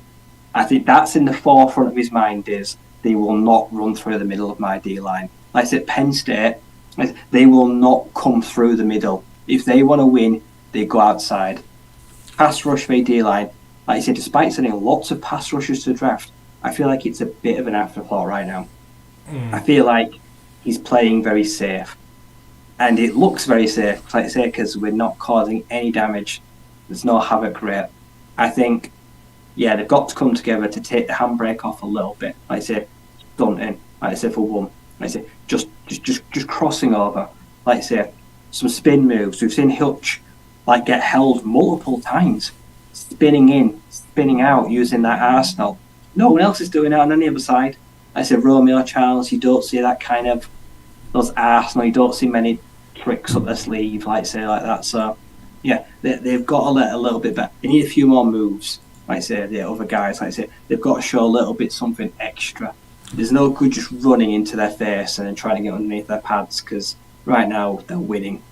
Yeah, why I'm inclined to defend John Scott here, you can see, like I said, the run game looks so much better. This is what Penn State was predicated on, stopping the run, and then you send in your edge guys to really do the damage. And when you think about, what they've produced over the years, it's edge guys who they produced there. The DTs, you had Mustafa come out this year, didn't get drafted very high. It's not, they get the guys in there to stop the run, do serviceable jobs, but his real good work comes at the edge. And you look at how Aiden's pass rush is vastly expanded this year. You're like, actually, I think the technique is all right with him there.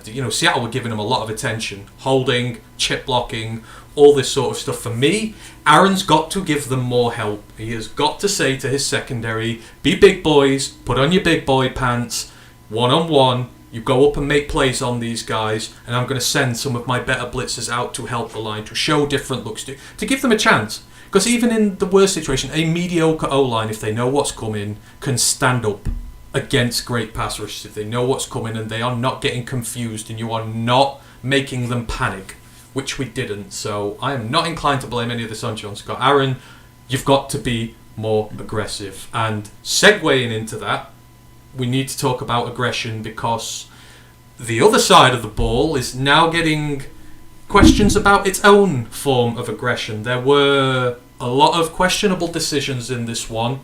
Most notably the 4th and 2 in the first half when it's at 7-7. I was screaming for them to kick the points. They didn't. I didn't like the play call, the run the ball from all the way back where they do. I think you got to bring the running back up for plays like that. You have, we were 1 of 3 on fourth downs. 2 fourth down calls we busted in this. We gave up the ball in good positions. And then the lack of aggression that Dan showed at the end of the first half. At the end of starting to question himself a little bit on some of these. Last year I loved how decisive he was on these issues, and it seemed like he was getting the balance right, when to take the points, when not to take the points. In the first game against the Chiefs, I thought it was ballsy to do the fake punt. It was him, but I don't know. This game just felt like he started to question himself a little bit about that, and I think he just needs to stay true to who he is. But what do you think about the aggression of the offense? Would you have liked to have seen them move the ball faster at the end of the half? Were you enamored with the fourth down calls? How were you feeling about the offense and its aggression, guys?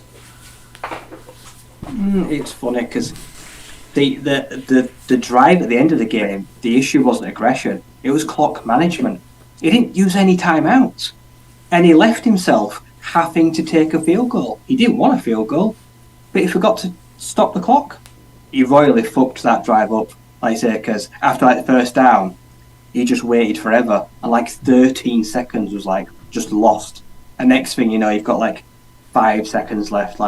That drive's good. But I know it's weird because, like I said, when the games didn't mean anything, start last season, middle last season, no one cared. No one questioned it. Everyone said this is great. He's aggressive.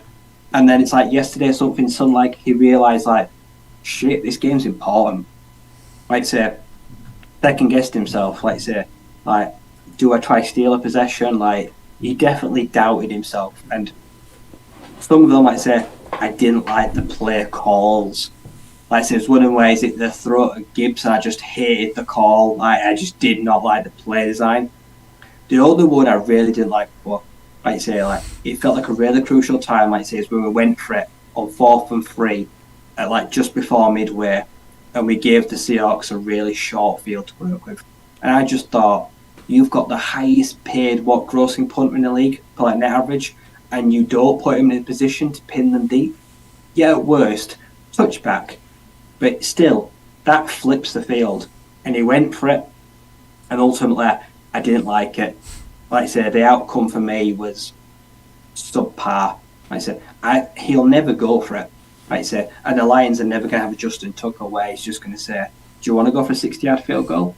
Fuck it, go for it. I think you'll go get it. We're not in that position. I think he trusts the kicker, but I feel sometimes he just thinks too long, and I think he just looks too much into the scenarios where he thinks, I can get those 3 yards. Now, this is going to change because without Monty in short yardage situations going for 4th down, I'm going to be more inclined now to take points because I don't think they're going to use Gibbs like they use David. I don't even know if I want them to right now. So I feel like the personnel is going to change the decisions maybe in the next 2 weeks. And the worst part was, the 1 4th down they did get, that aroused me because the play call was beautiful to Amon-Ra. That little motion across, that is where they're at their best, aggressive and forward-thinking with the play calling. When we seem to fail at this, he just got hurt as well, hasn't it? Yeah. He just come off with the injury, yeah. Came back the first play, and only he knew to run it. Yeah, but then when it seems we fail, we're so vanilla. It's just trust yourself. I don't know, Ash, what do you think? Does he not trust his kicker? Does he not trust his special teams? Is he just doubting himself a little bit now that these games mean something? What do you think about the offense's aggression and how they went around it? See, it's quite timely that we're discussing this now because Jeremy about 9 minutes ago, tweeted what the famous Ben Baldwin bot thought about the 3 4th down decisions yesterday. And according to the bot, we made the right decision in each case. So the field goal about 9.5 minutes left in the second quarter to get a 3-point lead, supposedly added 2.3% win percentage. The Amon-Ra play about 1%, and then the 4th and 2 late in the third added that Gibbs obviously dropped, added 1.2. As you said, I don't think it's the decisions themselves are bad. It's the play calls. So Amara one, really good, perfect time to pull out that kind of play.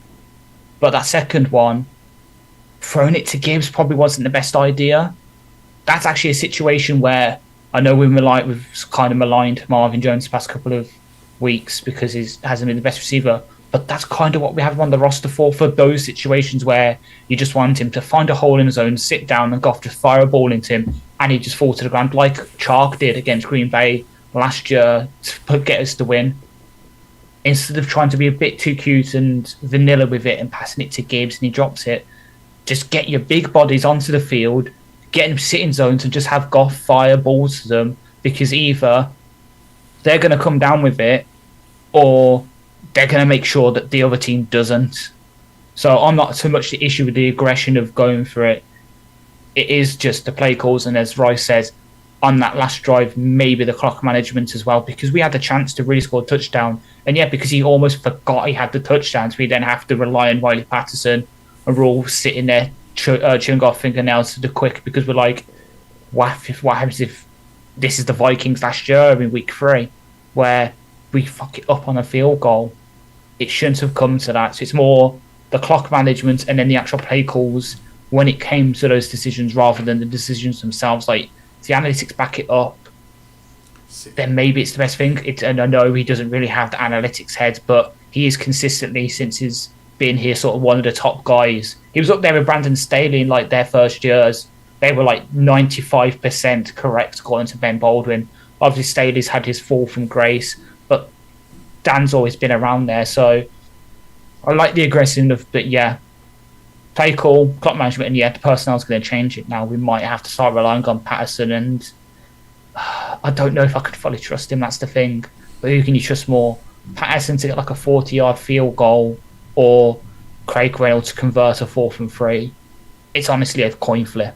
So, I mean, very, very quick, one word answer for you guys. But what percentage do you reckon that the trust with Riley is playing on his mind? How big a percentage issue do you think it is in his mind?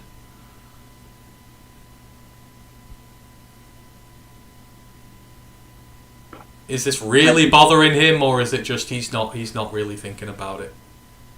I just don't think he's thinking about it, because I just don't think he's interested. I think he sees kickers there as just game winners as time expiring. Everything before that, I just think a kicker doesn't interest him. I just think he thinks they're there as game winners, and everything else I think like is a chance to go out there and steal a possession or continue a drive that you didn't deserve to. He'll always roll the dice between, like say, the first minute and the 11th minute in the fourth quarter. He'll always go for it. Unless the game's on the line is when it kicks. And I think that's how it'll always be. Win or lose, he'll die or live by the sword. Yeah, I kind of agree. So yeah, the only time I think he wants to use it's trot the kicker out there is kickoffs, extra points, and then yeah, if it's 4th and 6 from the 35, where going for it just isn't feasible, then yeah, maybe trot him out. But between our own 20 and the opponent's 30, if it's less than like 3 yards to go on the 4th down, or if the game's on the line, he's probably going for it because, as you say, he just wants to give. I think he trusts Ben Johnson and Goff more than he trusts the leg of Patterson, Badgley, Ryan Santoso, bloody whoever we trot out there, because that's the issue. We don't have a Justin Tucker, we don't have a Jason Hansen, Matt Proti. We don't have that reliable guy. So for him, he's more willing to trust in the arm of Goff and the play calling of Ben than to trust Riley to kick it from like 40 yards. Yeah, and I think that's where I'm at. And I'm kind of glad we're all in agreement about this, really. I like the aggression. I think Dan needs to stay true to his roots. But I just think this is the year of pressure for him. This is the first year it's on. He knows people expect him to win. Don't let that play in the back of your head, because I think with some of these conservative play calls that we're showing on these fourths, he's aggressive, but he's going safer. I don't think sometimes he wants to pull the fancy trick out the bag if it's going to blow back on him and people are like, what the hell was that on 4th down? But the one time we bought out the razzle dazzle, we did it. Like I said, trust Ben. Trust your playmakers, put it to the right ones, and keep going, because I do not mind that at all. Like I say, in the first game against the Chiefs, love that. You trusted JRM. You brought him back as an elite special teams player. You trusted him to the moon, and he gave you that trust back. Just don't think twice about it. Don't vanilla play call it. I like it. I think we're on the same wavelength there. So, yeah, the offensive aggression is something to look at, but I think just sometimes I would like a few points. I think in game situations, sometimes you do need 3. Sometimes you just need to keep that scoreboard ticking, but for the most part, I'm not concerned about what Dan's doing there. Other bits, I mean, we've covered a lot of the raw issues already here, but I'm going to talk about it because Dan never will blame the refs in games like this, and I get that. I understand that mentality entirely. You've got to take responsibility for these results yourself. It's on you. You shouldn't let the refs, influence you on this, but we need to talk about how bad they were yesterday. Not just against us, against the Seahawks as well. There was that intentional grounding penalty that was absolutely awful, but the refs were absolutely atrocious yesterday. And if you're going to tell me they didn't have an impact on this game, I would say that's not true. David Montgomery, his touchdown on that screen pass when it was called for OPI, their guy is literally pushing our receiver in the chest. You can see, I think, is it Reynolds who's on the cover there? I think it was Reynolds. Yeah. Arms are down by his side. He is making no effort to touch him whatsoever. It's all the defender on him. OPI. That is disgraceful. The OPI on Jerry at the start, disgraceful. The holding calls in this game, absolutely disgraceful, especially on that last play. Even the commentator, this is going to live with me forever. That is a clear hold, but you've got to let them play. No! Penalties are penalties. Regardless, they are illegal for a reason. They're not legal in the last 2 minutes of a game just so they can play. They're illegal for a reason. And the most egregious one of them all, that hit on Jared Goff. Your ass should be ejected out the stadium for that. The ball is 10 yards down the field in the running back's hand, and you're telling me that free blitzer has no idea, and he goes and lays a hit on him just 1 week after DK Metcalf lands that blow on Akilla Witherspoon and injures him. Like 2 different injuries, just dirty hitting there. They're known for this. Pete had his tongue so far down the ref's ear, they were giving these calls, but, I mean, come on guys. We can't just say the refs were not involved in this, because quite clearly they were. Yeah, they definitely influenced the game for both teams. Right? To say the Lions lost because of the refs, I know a lot of people are saying it, it's not true. But to say that the refs made their life a lot harder for the Lions and Seattle at times, the refs went out of their way to have an impact on the game for everyone. Absolutely. Like I say, the play that annoys me, like you say, is the fact that if when our cornerback is face caged, if he lets DK Metcalf get the ball and then gets the touchdown, that we're better off than him being interfered with and then just trying to actually outmuscle him because he can't see. That for me is an issue. Like I said, that we're putting a position there where we can't win. Like I said, the contact of DK is way before. He's pulling his face down. He's trying to get him out. And does he interfere with him? Yes. Is it intentional? No. That kind of penalty should negate anything that after it happens the defender does, because he is not in a position to make a credible decision. He is literally just trying to, where am I going? Where am I in the end zone? Where's the ball? I don't know, because I'm looking down. So those penalties offsetting was ridiculous. Like I say, it still cost us in the end. That had a huge swing on that drive because they replayed the down and they still score on that drive. That really annoyed me. Like I say, even Dean Blandino said, Josh Reynolds, that call was weak. Like I say, he literally does not engage him. Like you say, and he doesn't even know where he is behind him. He's trying to work out, has the ball been thrown yet? Is it in my running back's hands? No. He literally does nothing to interfere or influence the defender. Like I say, whether he's touching him or not, he is not interfering. So some of those calls, were awful. And Pete Carroll literally was going mad on the sideline, for the entire game. He was chewing that lineman out constantly. And Dan, he did not bat an eyelid. Everything that went our way, he just sucked it up. Because that's what he does. But Pete Carroll is a fucking bitch. And he literally spits chewing gum in a referee's face every time something does not go his way. And it's infuriating. And it pissed Seattle fans off. Seattle were trying to play a clean game for the majority of it, like I say. And even they were getting, like I said, they were holding back them, like I said.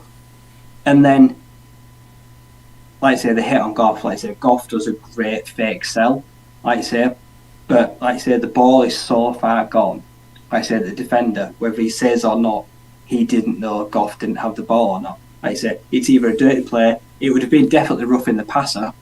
The fact he crumpled him with all his body weight, it would still have been a flag. If Goff had been sacked, that tells you a lot about the hit. It was reckless. It was not a good tackle. Like I say, so everything was wrong on that play in general. And what QB apart from Zach Wilson stands there? If he's got the ball in his hands, he's going to be on his feet. He's going to be going through his read. He's literally stood there watching the play, just like like hit. It's I don't know, Ash. I know. We're not blaming. Everyone in the chat. We're not saying the refs cost us this game, but they are a factor, and we have to acknowledge this, don't we, Ash? They were awful, and some of these plays were critical to this team. Yeah, 100%. So, how does Darryl Taylor not get flagged for that? But I'm going to bring it up from 2 years ago. How the hell does then Tracy Walker get flagged for roughing the passer with the Kirk Cousin hit 2 years ago, where he literally gently lays him down to bed like it's his son putting him to bed? And then the taunting, that's not even mentioned, the taunting afterwards before they turn around. Oh, I'm sorry, I didn't know he didn't have the ball. You knew he fucked up when Bobby Wagner was literally in his face telling him to calm the fuck down. That shows that he should have been flagged. Okay, yeah, the Seahawks got one bit of bad karma with the intentional grounding, and it made Pete Carroll look like fucking a gammon shouting because someone's selling a chicken tikka masala in the pub and not a good English bread and breakfast. That's the one. At least that's the one good thing that came from the refs yesterday, was that the ref speaking to saying, "Shut up, I'm talking to America here." That was only funny. Good thing the refs did that yesterday. Other than that, I know Eric called it kind of early, and both the Pride of Detroit and the Detroit Line breakdowns at this crew that we had this week likes to throw flags more than any. But Jesus Christ, I mean, they were missing for one. They've gone missing for one drive. What did they do? Did they send the yellow rags to the bloody dry cleaners quickly to get rid of the dirt stains because they kept throwing them for the Seahawks? We had that hit on Goff. We had the tackle on Monty that's basically gator rolling that injures him. Video that's been tweeted out, and you can quite clearly see their ankles being twisted.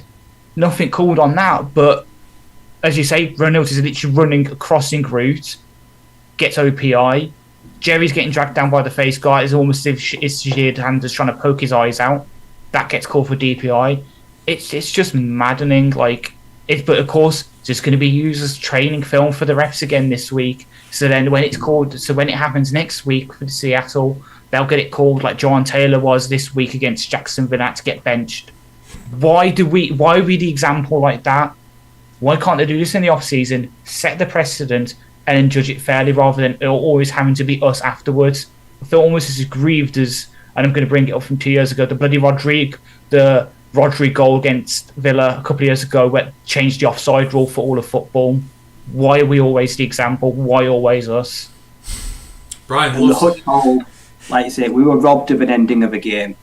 Seattle might score a touchdown on the next play and credibly win the game, but we will never know because we were robbed of a proper ending.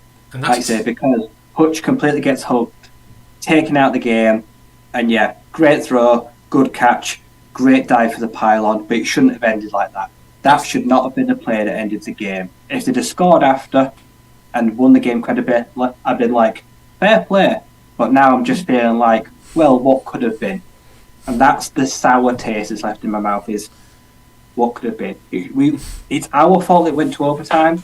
It's the referee's fault it ended the way it did in overtime. Yeah, and people are saying Seattle are dirty players. Absolutely.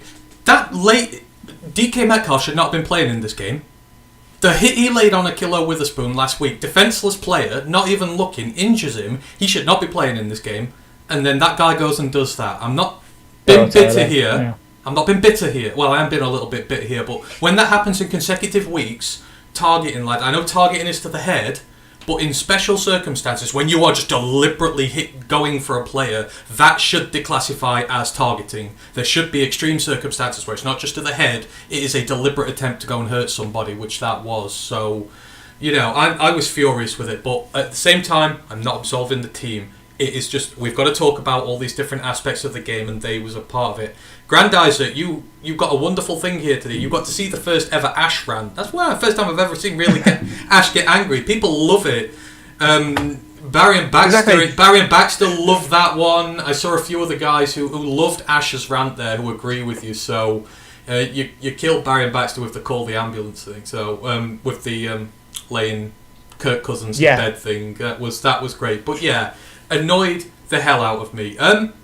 Okay, we've been going quite a while, and we've got a few other bits to finish off, but are there any other specific part of the... I've got one question left for you, which is the big one, but are there any other specific things I've missed during the game? Anything else you want to mention about the game itself that we've not gone over before we move on?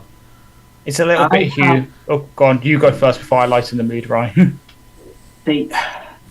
What I come out of this game thinking is, and also last week, and now look towards this week is, do you know, like, when you see, like, a catwalk model where they're wearing, like, these Balenciaga shoes and you think, do you know what, they look really good, but I couldn't pull them off. I don't have the outfit. That's how I see Jahmyr Gibbs. Like, they drafted him. We don't have a plan for him, do we? We don't know how we're using him right now. And it worries me. Like, the shiny toy, they thought, we go back, we get him, we work out how to use him at a later date, because we've got David Montgomery. We can learn on the job. We don't have David Montgomery right now. Like you say, like, how do we use him? Like, where does he fit? Can he be in every down back? We're going to find out in like 5.5 days. Like I say, other than, like, say, if they do Elliot Farm or a bit of Craig Reynolds, which, to be honest, I don't want to see. I'd rather just find out the hardware without using Craig at all. But I mean, it just feels like how you use him was an afterthought. They went out, they got him and thought, holy shit, this is exciting. A shiny new toy.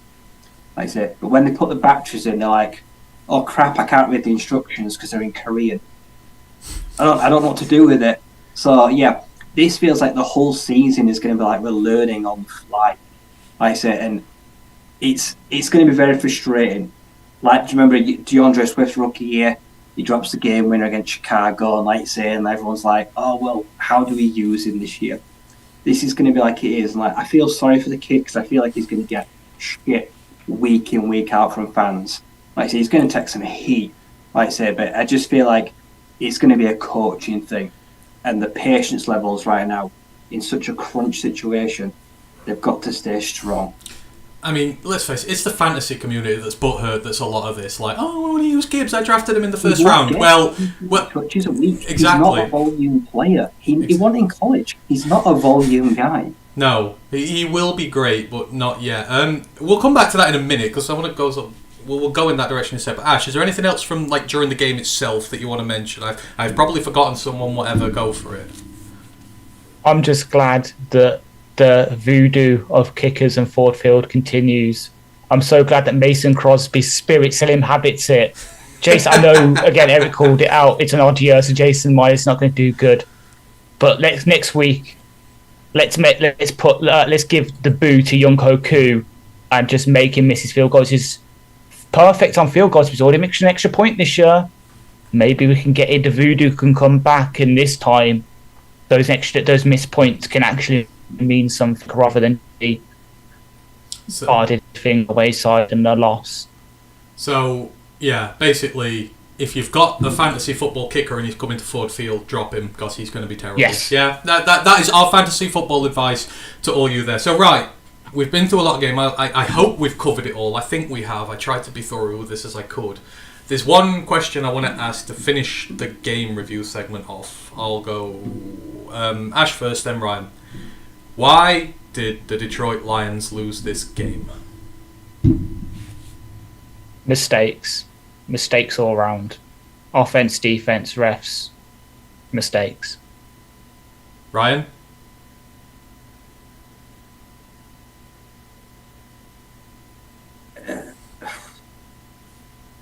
Say what you feel, you always do. You know why you think they lost this game. Why did the Lions lose this game? Part of me feels like overconfidence in their ability to get past an offensive line that was banged up, and they got a rude awakening.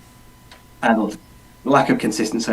Started the first quarter poorly, came out the half poorly. Like I say, we will the whole game jump. We were lethargic. 10 days off was terrible. I never want that break again.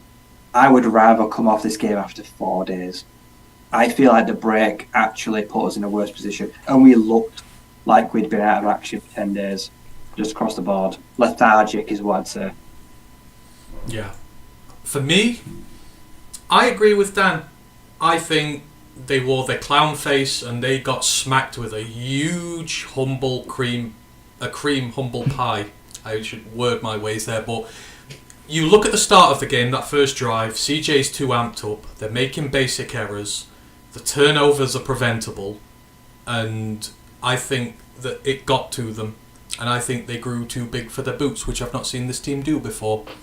And now I hope that this humility that they faced in this game will bring them back down to earth and make them realise you've still got to work for this. I don't question their commitment to it, but it was just the way they started. It was like they let the occasion get to them and they made boneheaded mistakes that they don't usually make. Like I say, 12 men on the field, you could have killed that first drive then and there. 3 and out for them, get the ball back. Goff was going to clear it, really put your foot down on it. Instead, you just gave away penalty after penalty after penalty, missed tackle after missed tackle after missed tackle. You just let it get to you. So that is it for me. I think, and people are saying we got out-coached. Maybe we did, but without those turnovers, we win that game comfortably. And I think by out-coached, Pete also gets favourable calls from the rest because he is very dubious in the way he goes about his business. But fair play to him. He identified the weaknesses on this team, as he always does, and he exploits them. But I don't think we got out-coached per se. I think Dan just lacked his regular conviction, and the team is in a situation it's not been in before. So hopefully that's it now. So, because I mean, coming out of this game, the game is talked about now.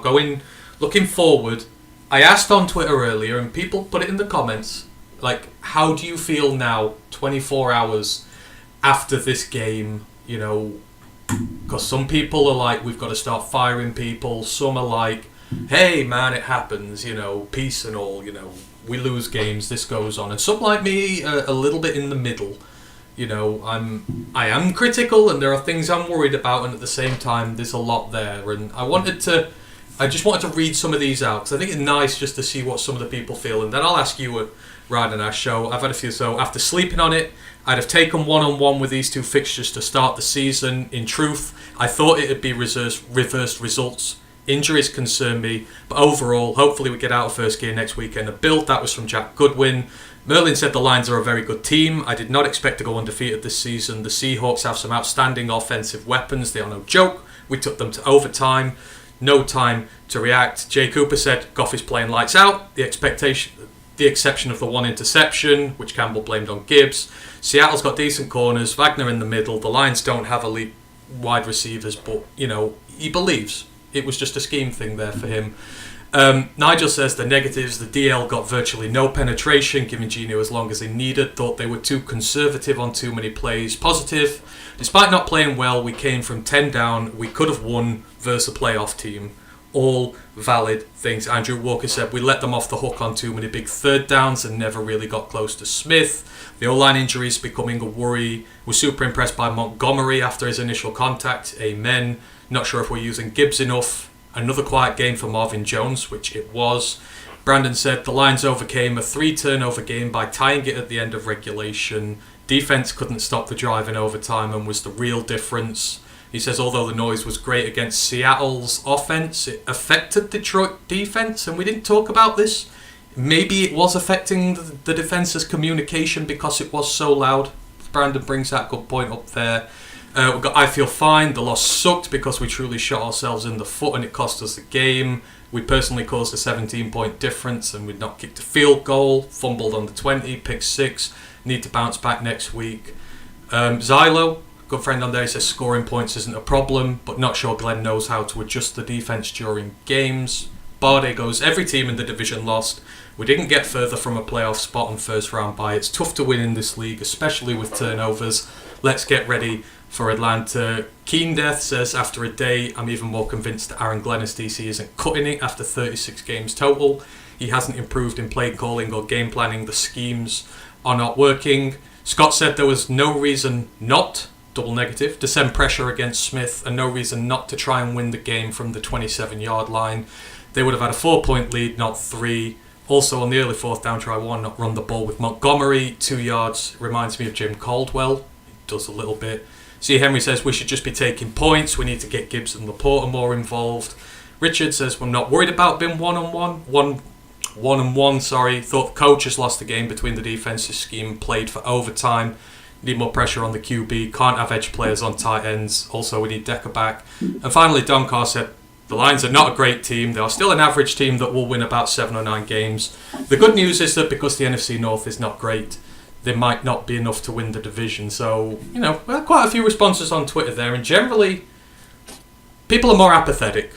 It happens. We're 1-1. We don't mind. We'd have switched the results. So, people, after 24 hours, seem to have settled pretty well with it. There are a few who are concerned. I asked the same question to you guys. We are now 24 hours removed. How do you feel about this team and its ability going forward to push for the playoffs? Because we are now in a situation. We've got Atlanta and Green Bay next week within 4 days. You could be 1-3 very quickly. This is a very tenuous position we're in at the minute because I'm fed up with it. It's just 2 games. It's just 3 games. It's just 4 games. You can't afford to be 1-3. There are issues here. But how do you guys feel 24 hours removed about this team? Ash, you go first this time. But while the heart has calmed down the brain, as we've outlined throughout this, still finds issues that need to be worked on because, as we say, we've got Atlanta on Sunday, then we've got a quick turnaround and we're heading to Lambeau, which is one of the hardest stadiums to play in and to win in. I know we did it last year, but we had a bit more momentum going into that. This one, we've got offensively, we've got momentum, but defensively, we're just a movable object. We're like a sponge, easily pushed around with holes. We need to plug those holes up. We need to become a steel curtain of sorts of defense where we're getting the pressure and the secondary is able to hold up because they're not having to cover for 5-6 seconds. It happens, but we have to take our lumps and we have to learn. This has to be our Carolina of this year. The one really bad game, and then the rest of the time we perform because, as we say, we've got expectations this year and we should not wilt under them. Yeah, just before you quickly answer, just a massive shout out to Mile Marker 301 in the YouTube chat. He's just sent us a $20 sticky note over. We really appreciate that. Thank you ever so much to everyone who's backing us. Hope you're enjoying the content. Like I say, I hope you're enjoying this evening because it's completely different to how Matt does it, but hopefully we're going through all this nice and thoroughly and you're enjoying it. But we really appreciate you there, Mile Marker. And just while Ryan's answering his question, right, Ash, there is a quick question in there which I just want you to quickly research. Someone put in, Brian Shook asked, did I notice Brian Branch with the green tag on his helmet? Is he receiving plays? Oh, he is. I think he had it for like one play, but the green thing you're looking at is actually his mouth guard. Oh. He uses a green sort of gum shield, and he keeps forgetting it to put it in. So I think he had it I think him and Campbell had the green dot for a couple of plays during this when Anzalone was off. But yeah, for the most part, it's just his gum shield, unfortunately. Okay, so he had it for one, Brian. Hopefully that answers your question there. Sorry, back to you, Ryan. 24 hours removed. How do you now overall feel about this team now you've taken this result into context? Has your view shifted? What do you feel? First thing I think is the people that are saying that we should have won because Seattle aren't good, I get that makes you feel better. If that's how you want to process this, that's fine, but it's not true. Like I said, they're in the same place they were last year, a playoff team. Like I say, and they had way more injuries than we did. Like they were more depleted than we were. I am exactly where I thought this team was. We can score as many points as we want. how many points we need to score to win. Well, that's the question. Performances, would I have taken it? Yes. I still think I get an extra point this year because I predicted a tie and it got to overtime. Now, I'm very wary of them Sunday. They could make us look really fucking stupid. And they could really pile the pressure on if they want to. And John Love, do you know what? He's looked pretty damn good so far. And I'll admit that, I can say that, yeah. He's looked a lot better than I've given credit for and started with. So the next 2 games, minimum 2-2. We cannot go 1-3 to start the season because that is a big old hole to climb out of. So yeah, all I ask for is 500 out of the first 4 games. You give me 2-2, I'm happy because this start has been a lot harder than I thought it'd be, and injuries, like I say, are piling up. And our bye is normally like week 4, 5, 6. It's not this year. We've got a long way to go to the bye, so we can't afford to pick up these niggling injuries and be asking extra bodies. So I think we're on a very tender ground right now. Yeah, apparently a few people are having lag issues. I apologise if you are. There is nothing showing up on my feeds to suggest it should be lagging in any way. We're nearly done now, so we've had the main part of it. So apologies if it is, but everything's showing up fine on my monitor at the minute. So hopefully that sorts itself out. Yeah, for me, I still believe in this team. I still believe in Dan. Just these next few games are very critical. It's become an issue. You can't play from behind. There is a reason why 2-0 teams go to the playoffs 65% of the time or more, because you're playing with house money. You're in front of the change. You're in front of the curve. But if you lose a couple of games, who cares? You're still 500. You can overcome a blip. Once you get behind by 1 or 2 games, and if you have a little bit of a rough patch, couple of injuries, something like that, then you're playing from behind, and we can't do what we did last year, because all of a sudden those games you're expecting to win down the line, the pressure piles on any given Sunday in the NFL. So you have got to come back from this strong. In Atlanta, I want to see Atlanta laid to waste. I want us to win by 30. I want us to absolutely decimate them. I want this team to show they care, because every player has come out. And when they say they let the fans down, because so many of these guys have come out and said, yeah, we've let these guys down, they look genuinely heartbroken. They look like it's hurt them. They look like they realise they have not come in with the right mindset to this, and that they have let Detroit down. So I want to see you come out next week. The Falcons are intruders on your turf. You have been emasculated in this game. Go out there and put it on them. Everything, put it on them. Because then you've got to go to Lambeau Field. That is not easy. I don't care if people take the mocker out of the Packers. You don't win at Lambeau every year. You just don't. You're going to lose one eventually. If this happens to be the year, you can't afford to lose the Falcons game as well. So I believe in this team, but mentally, they are really under the microscope for me now. And if they don't show it soon, they might not be a playoff team, but I'm still on board. Absolutely. So, all good with that. Right. To finish off the game stuff, then I've got a couple of points and then we'll get out of here. Grandizer asks this every week, and I do wish to make it in there for him. If he's still around, if it's not lagging. I hope it's not lagging. Am I still lagging? Just let me know if it is or not. Stock report. 3 up, 3 down. Very quickly. Ash, 3 players who have raised their stock this week. Josh Reynolds, Hutchinson, leading the league in pressures you've got to. And then, Derek Barnes definitely. Down, Marvin. As much as I love CJ for the mess up early, setting her off in the wrong tone. And just the other defensive liners that aren't Hutch at all, because they're not really stepping up to the plate. I don't want to name any names. You can use a unit. You can use a unit. That's fine. 3 up, 3 down, Ryan. Up, Laporta. Do you know what? Matt Nelson up. I'll give him credit. he was fine. Through 3/4, the offensive line was fine until like Vitale left out and it kind of went to shit. So Matt, also Reynolds down. Marvin Jones, I'm now questioning why I let nostalgia think, why did we sign him? I don't know why we brought him back. I don't know why he's here.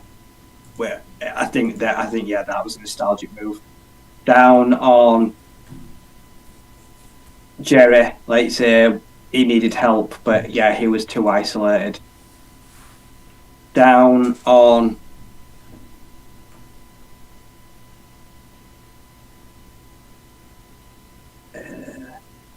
Sutton too. Like I say, he didn't really cover himself in much glory either. Like I say, he gave up nearly all of his targets. Didn't do anything bad, but also he didn't look like he was the veteran out there. Yeah.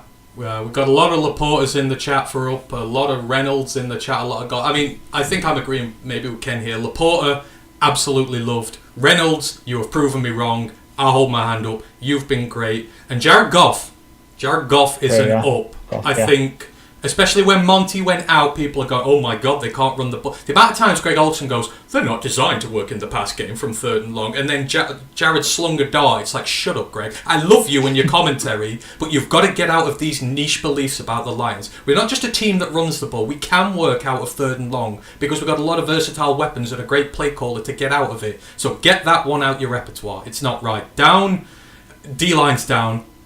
Absolutely down, apart from Hutch, but he's got to start converting into pressure, into actual production. But the amount he's getting held, he gets out of it this week. That's a problem. Marvin's down.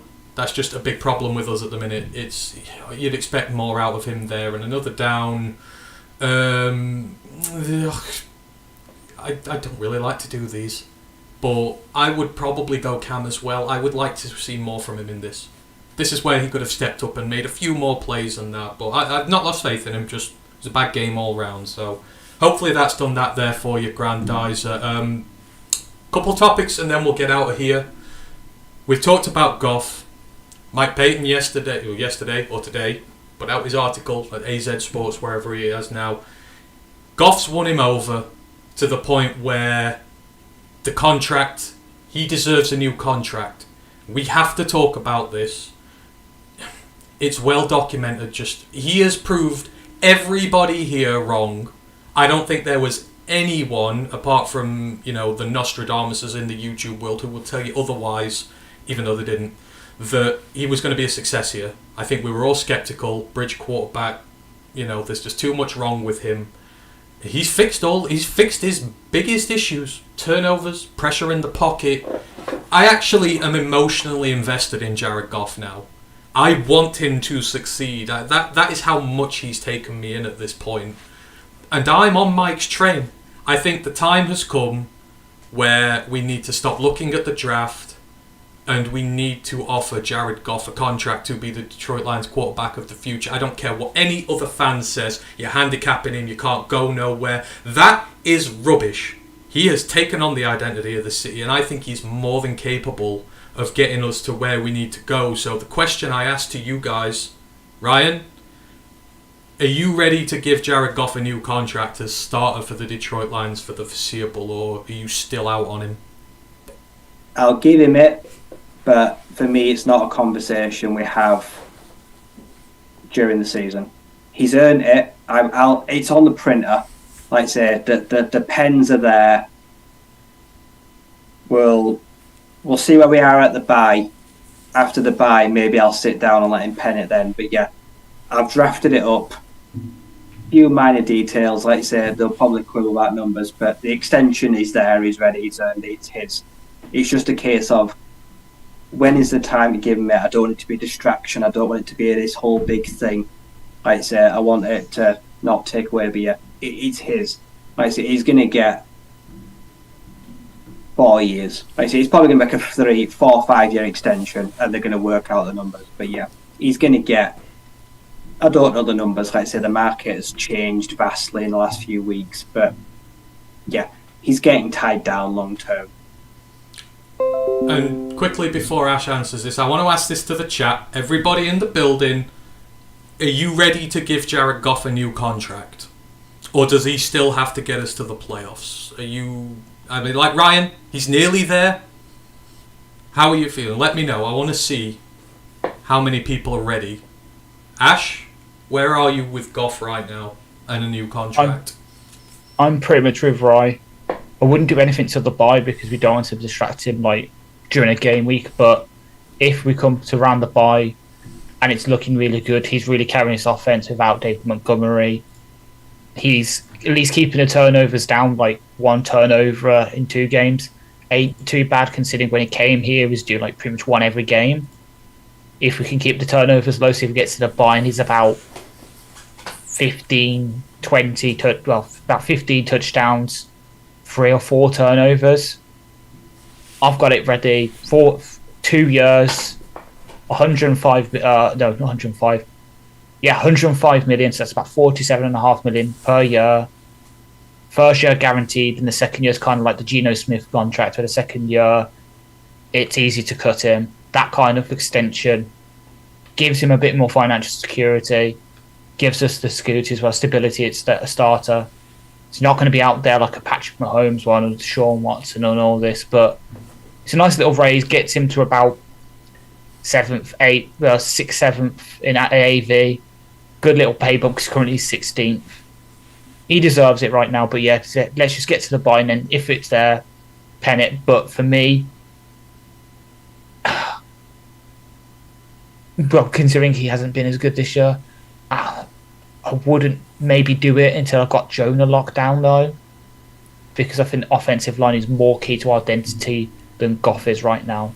If we don't have that stable low line, we can't run the ball and he can't be protected. So maybe him and Jonah in the bye week together, if we can sort it out, then I'm completely happy. I can go the rest of the season and then we can sort out everyone else afterwards. I think I'm about with you two guys. I think I'm getting ready to do it now. I think maybe we just need to see a couple more just to make sure we're on the right track. Because obviously we want to get to the playoffs this year, but I think it's a key thing. The fact that he has emotionally invested people in him now. Not everybody. A lot of people still want him gone, but from where he's come from, very few quarterbacks get discarded by the team the way they did, get sent somewhere where nobody wants them for the most part, and turn it round. He's embraced the city, he's embraced the team, and I think that sort of emotional investment between quarterbacks. I know people say it's a results-oriented business, it's just who's got the best quarterback. I think with a team like us, this is absolutely a key factor. We'd still have this with Stafford now. We have the emotional bond with him. If he's in this team, he does very well, and I think that's critical for a guy like this. So yeah, I'm just about ready to do it, and I'm not really fussed about what we pay him either. Well, I am, but I think he's earned it. And I mean, I think a lot of people are getting there. Mile marker goes yes, TJ goes pay the man, Brent goes yes at the bye week like Ryan and Ash. So yeah, we've had... Brian goes, I feel comfortable guaranteeing 2 full years and a bit on the 3rd right now. Yeah, I wouldn't make it uber long. Absolutely not. I want to keep him like grinding for it. I don't want to give him something where he's set for life and he eases off. But yeah. Ken goes 2, maybe 3 years. But yeah, I think we are. I think we're in agreement. Jared Goff is just about the point now where we're ready to give him a new deal. And like I say, I love it. I will defend the man now. I don't get... He's a lot better than people give him credit for. So, and he's ours. So, of course, you go after him, you go after all of us. Big shout out to this guy, Ash Shoden, in the Twitch chat, who has gifted 1 tier 1 sub to the community. It's gone to Grokin. I mean, this Ash guy sounds like a top tier guy. I bet he's an NC State fan, because NC State fans are that great. So, I thank you, Ash, whoever that is, for doing that there. Appreciate it. Let me just quickly... I think there was one other point. And because we've been on a while, thank you everyone who's hanged with us this evening. We quickly mentioned it, so people, and Ryan, you mentioned this, so I'll come to you first. People are panicking on the D-line. They're wanting us to trade for somebody. Now, I've made my thoughts are clear on this. I think we should trade at the deadline if we're winning. Are we at the point now after 2 weeks where if we want to keep this going, we've got to seriously think about trading for somebody to get the D-line fixed sooner rather than later before the season's done? Would you like to see him do that now, or do you want to see him hold fire? I mean, a team with 1 sack through 2 weeks. I mean, any buyer or any seller right now would see us coming a mile off, wouldn't we? We would have to overpay on anybody. we'd get fleeced. Right now, we probably look at us like, you're desperate. You want our D line. You'll pay a premium. And I'm not getting into those silly games. Like I say, do I like DeForest Buckner? Sure. Am I going to give them a second round pick for him or whatever? No. Like I said, are we 6-2, 6-3 at the bye? Do we get offered Chase Young for a second rounder? Do you know what? Maybe I'm like, do you know what? If you're not going to pay him because you've declined the fifth-year option, then do you know what? Maybe I take the plunge. But right now, it's just not the right time. It could just blow up in our faces if we overpay for someone right now. We'd be seen as a sucker. Like I said, I get why people want it, but the names people are throwing out right now, like I saw someone mention Quinn Williams. Fuck hell, did you see the contract that guy just got? I am not taking that contract on, even if he's one of the best interior defensive linemen in the league. He would never come here anyway. He's super happy. Like he's well happy that he got what he deserved. But yeah, right caliber kind of players. They're looking in the right room, just way too early. The asking price right now are way too high. Okay, one quick one-word answer. Would you push the Sue button? Do you know what? Yeah, if Sue, I think about bringing him in. Let's see what he's got in the tank. Like, he ain't gonna cost us piss all. And you know what? He could have a Calais Campbell renaissance half a season. Like I say, sure. Okay. Before I ask Ash this quickly, get your questions in. This is the last question sort of we've got here. So if there's anything else you want to ask us before we get out of here, please do so. Ash, trade now or do we hold fire? I'll find a trade, but I'm bringing in some vets free agency. So one name that has been mentioned before that I'm definitely taking a look at because he showed, at least in what his stint in Washington, that he can do what we're looking for. Not so much for Carolina, but Matthew Ioannidis, the interior defensive line, who's played in a 4-3, has played in a 3-4, vet guy, good at pass rushing, good at run stuffing as well, and can just give us that option at free tech that Levi isn't really offering right now, and Benito really isn't. It just gives us just a little vet presence there to maybe help Hutch and just bring on these guys. All right. I was about to say the same. I was going to say go for Ioannidis. Don't trade yet. Wait till the deadline. See who's desperate. Make them come to you. Although unfortunately, Baker and his resurgence in Tampa is killing my Mike Evans dreams, and I hate it. Although Mike Evans killing the Bears at the weekend was fun, so I'll take that one. Right. I think we've just about done everything. RJ Graham goes, "How did you like that Arsenal win, boys?" None of us are invested in Arsenal. We don't. Ryan is. Ryan was over at the weekend for the game. I bet he'll love it, but no. Me and Ryan don't. We support 4th and 5th tier teams. Ash supports the Premier League team, but not them. So, Bren, I've got your question there. We'll put it in for the preview show on Thursday for the Atlanta game. We'll go more into depth about what we do for the week there. So I'll put it in the document for the next one, and we'll talk about that in Length in the Nose show. So the next shows we've got coming up, me and Ryan are back Wednesday for the college football podcast, as said. A lot of good games at the weekend, a lot of good teams looking really bad at the minute.